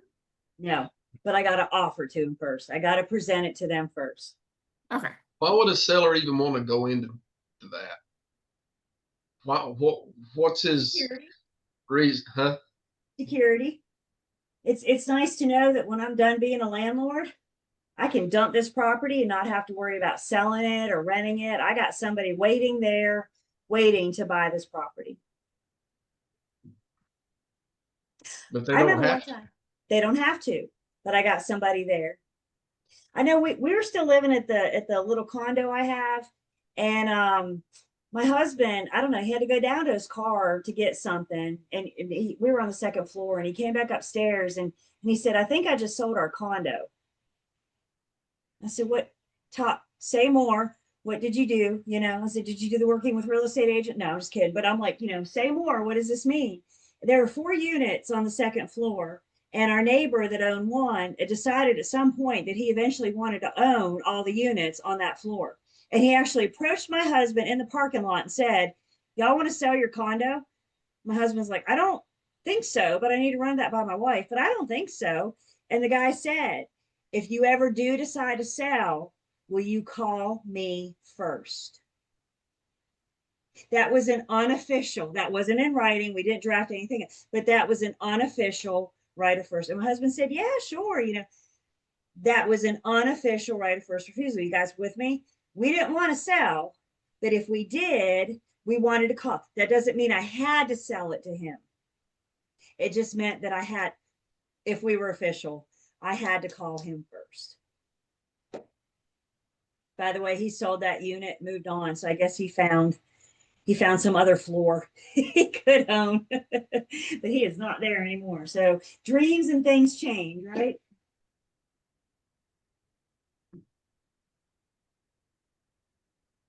Questions on and like I said, there's others. We just brought up the 2-year lease to own. Usually with a 2-year lease to own, we agree on rent.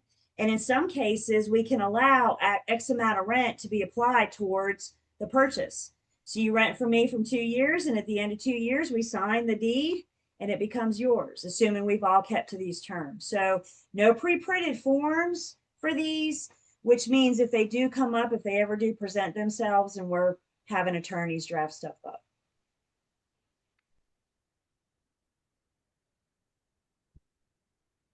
On a lease to own, though, they're going to have to buy it, right? If not, they're in breach, and the lease to own will spell out those consequences of breach. Yep.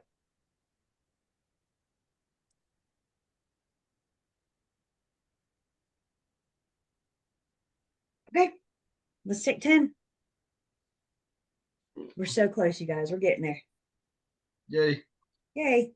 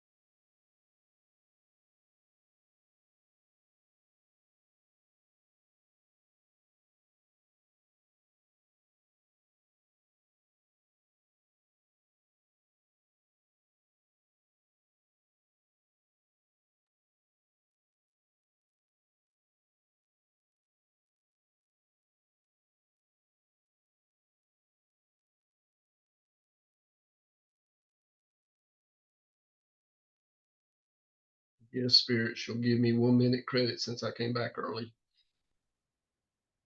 You sure did. I did.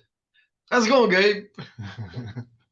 Going good. Can you hear me? Oh my gosh, you can hear me. I didn't even have to touch it. Hey, power. It's the power. So Your power. Are you gonna take it Friday or Saturday, you think? Friday, but I'm not gonna wake up as early as I thought I was gonna have to. So that's freaking awesome. Wow. You're lucky. I mean, this morning, Titan, I don't know what got into him this morning, but he found my hand and my foot off the bed. And I swear, as quickly as that dog could make a circle and come back around and hit me again, I mean, he did it. And I laid there, I guess, for about 5 or 10 minutes. But he'd just go like this and just kept on hitting me, like, get up, get up, get up. Get up. Gosh, I don't need an alarm clock. I got this dog. So Does your dog recognize daylight savings time? When we change adjusted. clocks? No, they adjusted to it. It blows my Essentially, mind. People say my dog gets up at 6 and I change the clocks and they still get up at 6. I'm like, how do they Yeah. know it's 6 when we change our clocks, you know? Well, it's kind of like this. When my alarm went off in there, Spirit led me back to this room. She's right here. Yeah, I'm talking about you. And she led me right back in here and laid down right beside me. I mean, you don't pass her. She will pass you. She will get in front of you and take you back to where you're supposed to go. Won't you? That's funny. She's a sweetheart. Our four-legged family members. Yeah, I'd be lost without my dogs. It's the only thing I've got here now. Yeah, he doesn't wake me up. He's an awesome cat. There was a cat in this house once, and I guarantee she probably did 15,000, or he did $15,000 worth of damage. And that cat was so smart, I lie you not, it could open every door in this house, and I had to put like stoppers under the door to keep it from opening it or going down to the basement because I got lever doors, and he figured out how to open them, and he went anywhere he wanted to when he wanted to. To have a cat that did the same thing. He was the smartest cat, and I've always had inside outside cats because inside cats they go crazy because they can't let all their energy out. And that old cat, man, he would open the door for himself. We had to lock the door because he would open it and let himself outside every day. Funny. Well, that's the weird thing though. The one door that also had a lever on it that he never once opened, was the garage door. Because he could have done that while I was gone, because you can exit my house without turning the lock, you know. But he never once opened that door. Now why, I don't know, but he did every door around it, but not that Every one. other one. So All right. Last little section. Again, expect to see this in post, expect to see it in pre. You guys, I'm sorry, CE, you're done with pre. Expect to see it in CE. You guys have worked really hard for your license, so we want to make sure that you keep it once you get it. So first off, there's a whole bunch of commission rules that revolve around license and education. You don't need to know these, but this is just here to show you licensing and education rules are not made up. They're here for a reason. So, of course, we know commission law 93A or license law 93A-6 is disciplinary action. But also, if we look at .0503, that is the rule that addresses when and how we renew our license each year. .0504 is our active versus inactive that we'll talk about. .0505 is reinstating your license. So if you ever go expired or inactive, and the question is, how do I get them back? There's a commission rule for that. And then .0506 is the rule that says provisional brokers, if you want to be active, you've got to be supervised by a broker in charge. You have to be affiliated. You guys are still provisional brokers. If you deaffiliate from your firm tomorrow, understand your license goes inactive tomorrow. As soon as they receive that notice that you're no longer affiliated and that license goes active, that's the thing about being a provisional broker. So we know the commission's main purpose is to protect and serve the public. We just saw this screen earlier today. Make sure also that we know on the homepage that you have your licensee log on. Again, if you haven't logged on yet, you know, what a great time. I'd say by the end of next week, you guys make yourselves a note in your calendars.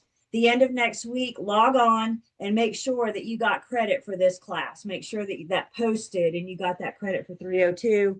And I think that's just a good rule of thumb. Whenever you successfully complete a post licensing and a CE class, make sure you get that credit.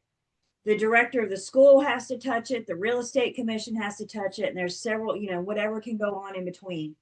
So if you go the end of next week and you licensee log on and you don't see credit for 302, then just call Lane and say, I didn't get my credit. Can you help me with this? And Lane will gladly backtrack and research and make sure she submitted it, make sure she did her part. If need be, she will reach out to the North Carolina Real Estate Commission. Y'all don't need to call the commission directly, all right? I want you to call the director of the school and we can start troubleshooting with them. Fair enough? Everybody good? So again, Carolina School of Real Estate, you're calling Lane.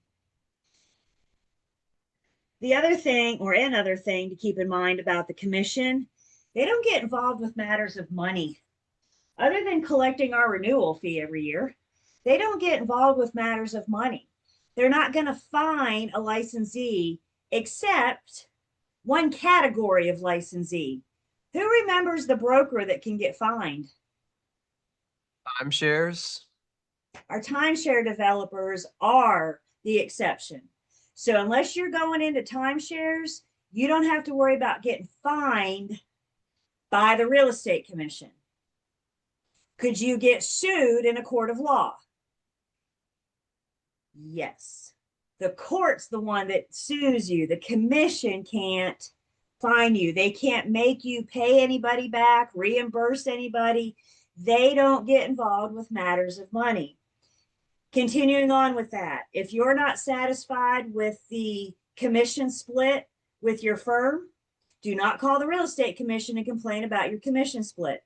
Find you another firm.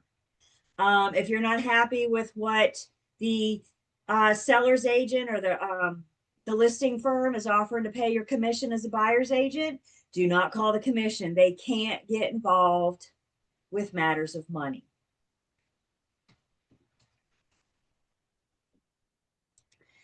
So the different license categories, well, you guys are my provisional brokers. I always call you my brokers with training wheels. Y'all can ride your bikes, right? You just can't ride your bike without your BIC. You can't ride your BIC without your training wheels yet. Successfully completing the 3 post-licensing courses. Hear me. Successfully completing means you need to pass the test. That comes up. I took the class, but I didn't pass the test. Why can't I get credit for it? Successfully completing the class, you do all 3, you drop those training wheels, you drop that provisional status, and guess what? You're a full broker just like the rest of us. You may at some point choose to go on to BICTM, but we're all brokers. You're either a provisional broker, a full broker, also known as a non-provisional broker, also known as broker, or you could go on to be BIC eligible or designated broker in charge one day.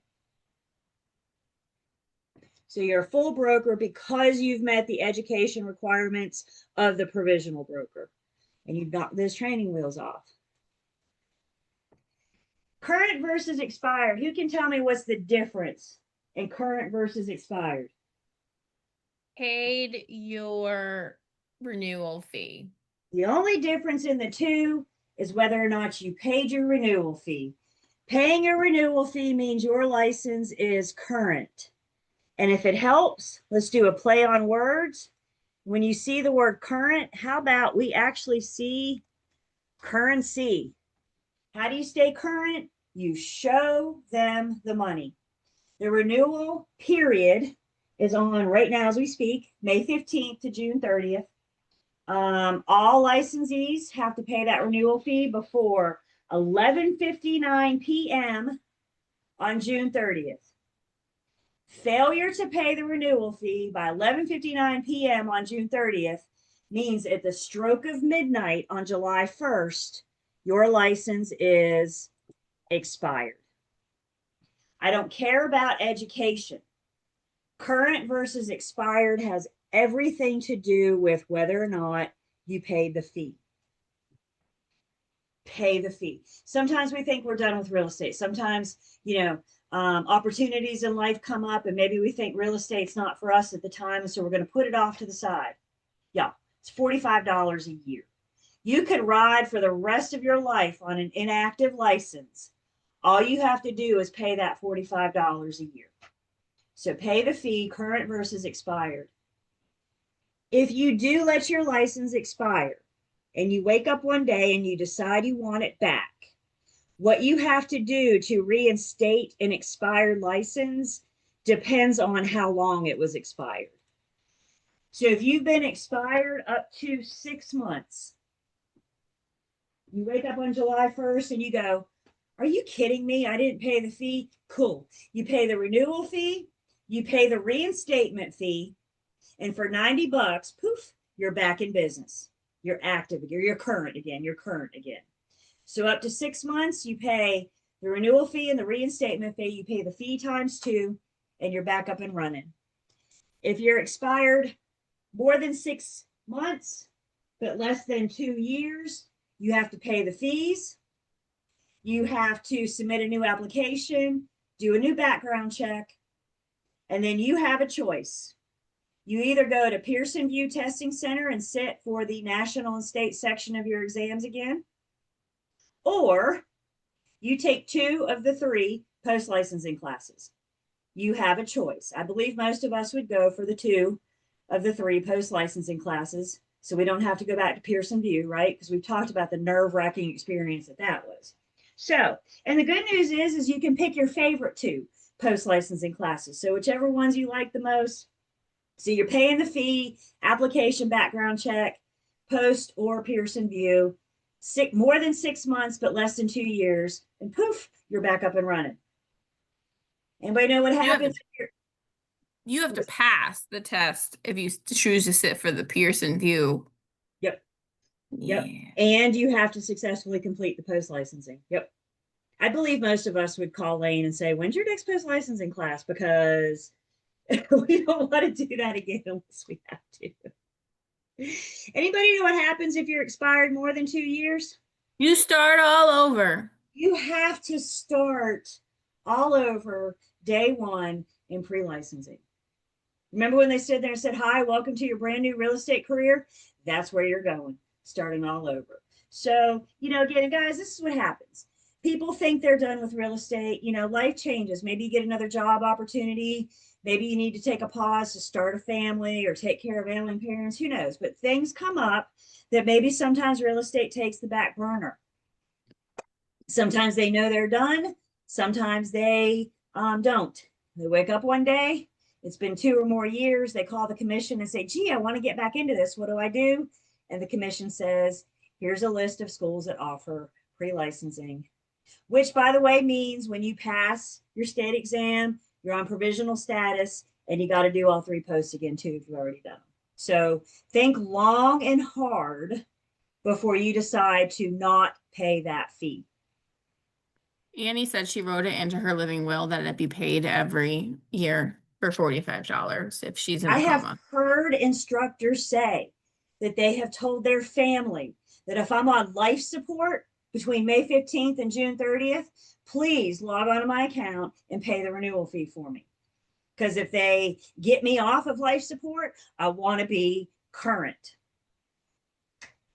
I wish they'd just let us do auto renew where it would just automatically kick to our credit card or something and pay it.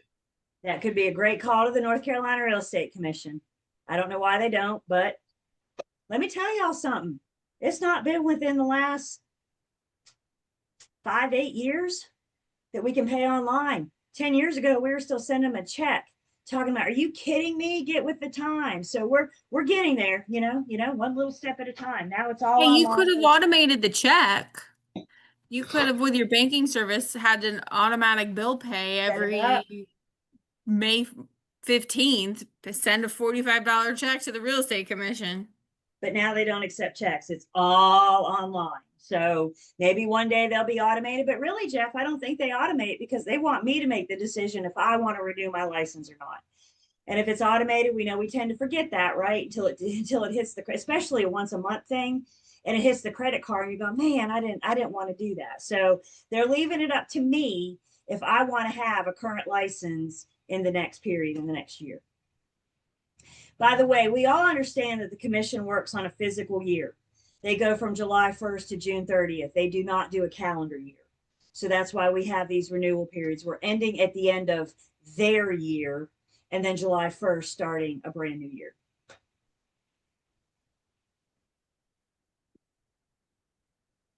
So pay the fee. License is current. So now that your license is current, the next question is, am I active or inactive?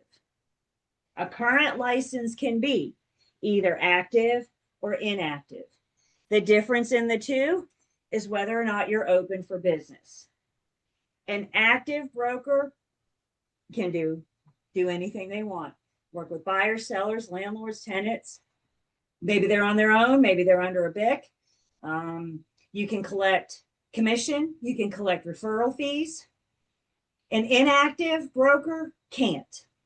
You can't collect a referral fee on an inactive status. You can't work with buyers and sellers. You cannot collect commission for the most part on an inactive status. The current piece is the money piece. The second piece then is the education. Once you drop that provisional status, there's two things you need to do. Pay the fee to be current, and then to be active, take your CE. We're going to talk about CE in just a second. Failure to take CE means assuming you've paid the fee, but you don't do CE. At the stroke of midnight on July 1st, your license is inactive. Pay the fee and do CE. It rhymes in everything, doesn't it? Also inactive, provisional brokers, if you're not affiliated with a BIC. You could also be inactive by choice. Like I said, you could ride for the rest of your life on an inactive license. All you have to do is send that fee in every year. Reinstating an inactive license just depends on any education deficiency you have. So if you haven't had CE in a couple of years, they're going to make you do like this year's updates and 3 or 4 electives or something like that. You can take CE on an inactive license. So you may want to consider, you're inactive, you're paying the fee, but if you think you're going to get back into it, consider doing CE once or every other year, something like that. So you don't have that big education deficiency when you do try to reactivate.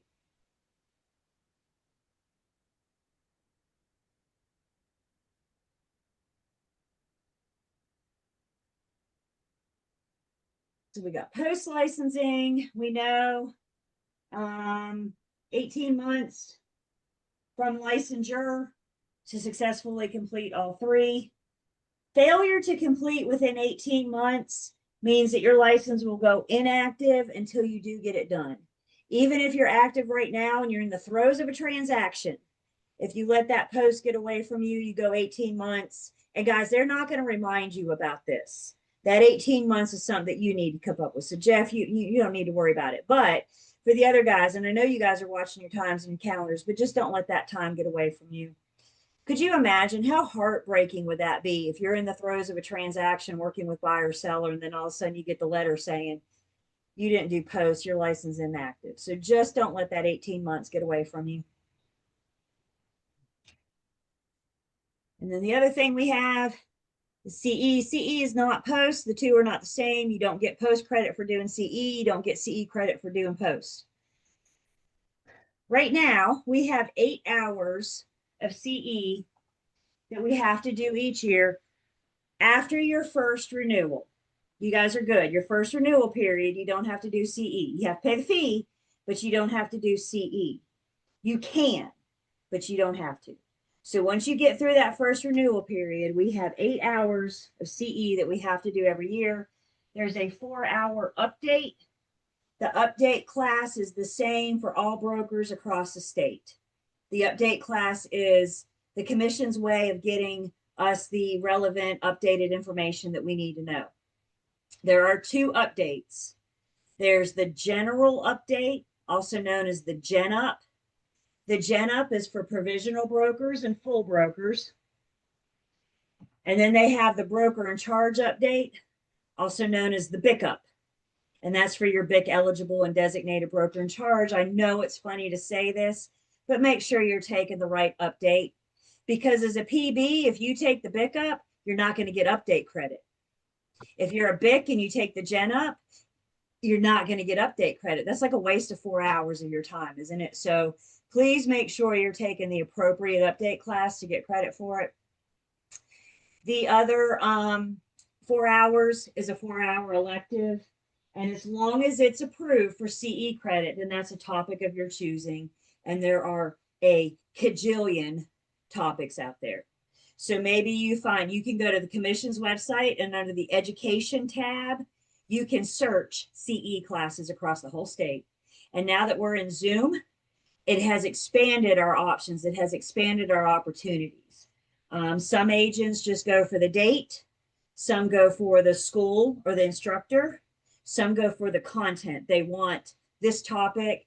You know, if you can find an elective topic that runs with your business, it's like 2 birds in 1 stone, right? You can knock out your CE elective credit, and you can also get something to help grow your business. So consider shopping around.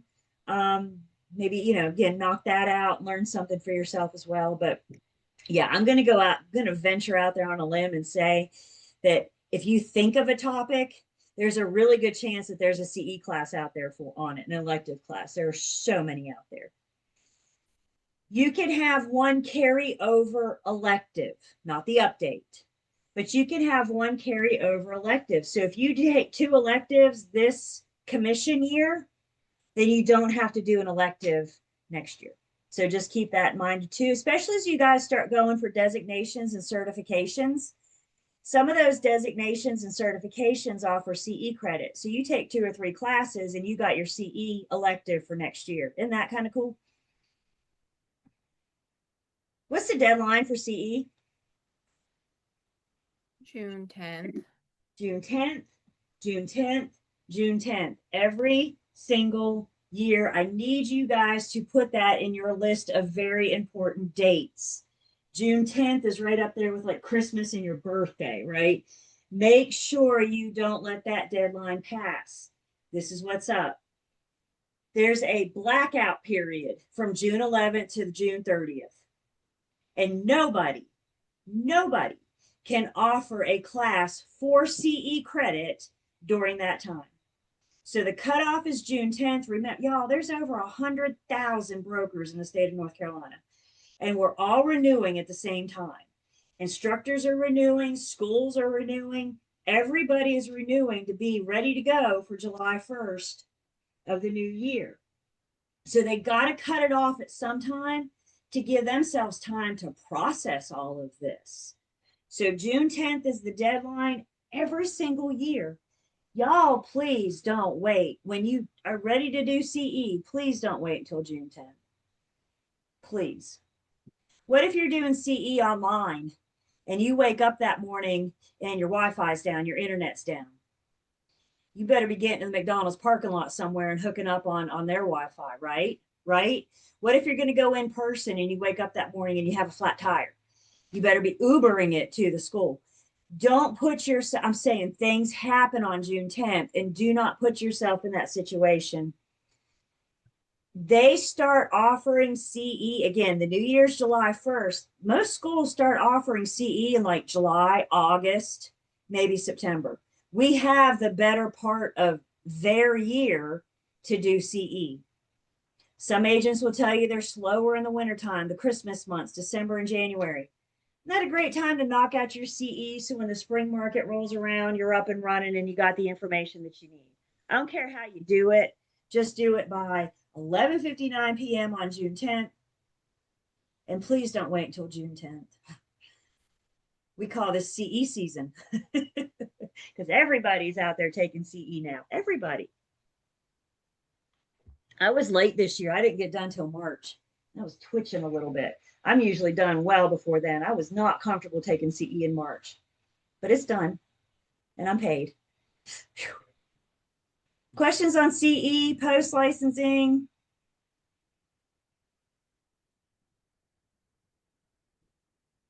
Is the general update for like what you will need for the upcoming year, or Usually the topics of the update course are, several of the topics are what are the main calls and complaints that we got last year. okay? Material facts has been a big topic in the update courses for like the last 3 or 4 years now, because material facts are half of the disciplinary action. So material facts, we've been hit material facts hard and heavy in the update course here lately.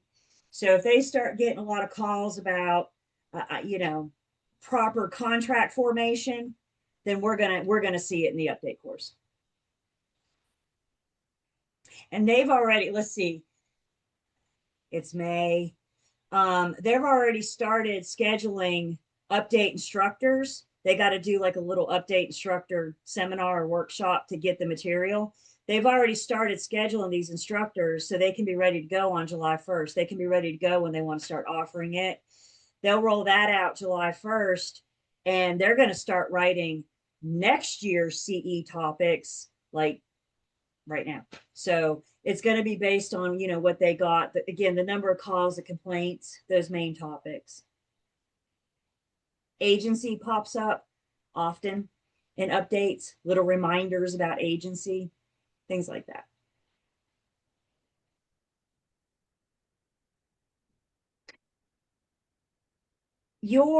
Okay, so once you get done with posts, you don't have to do any tests in CE unless you do have the option for your elective.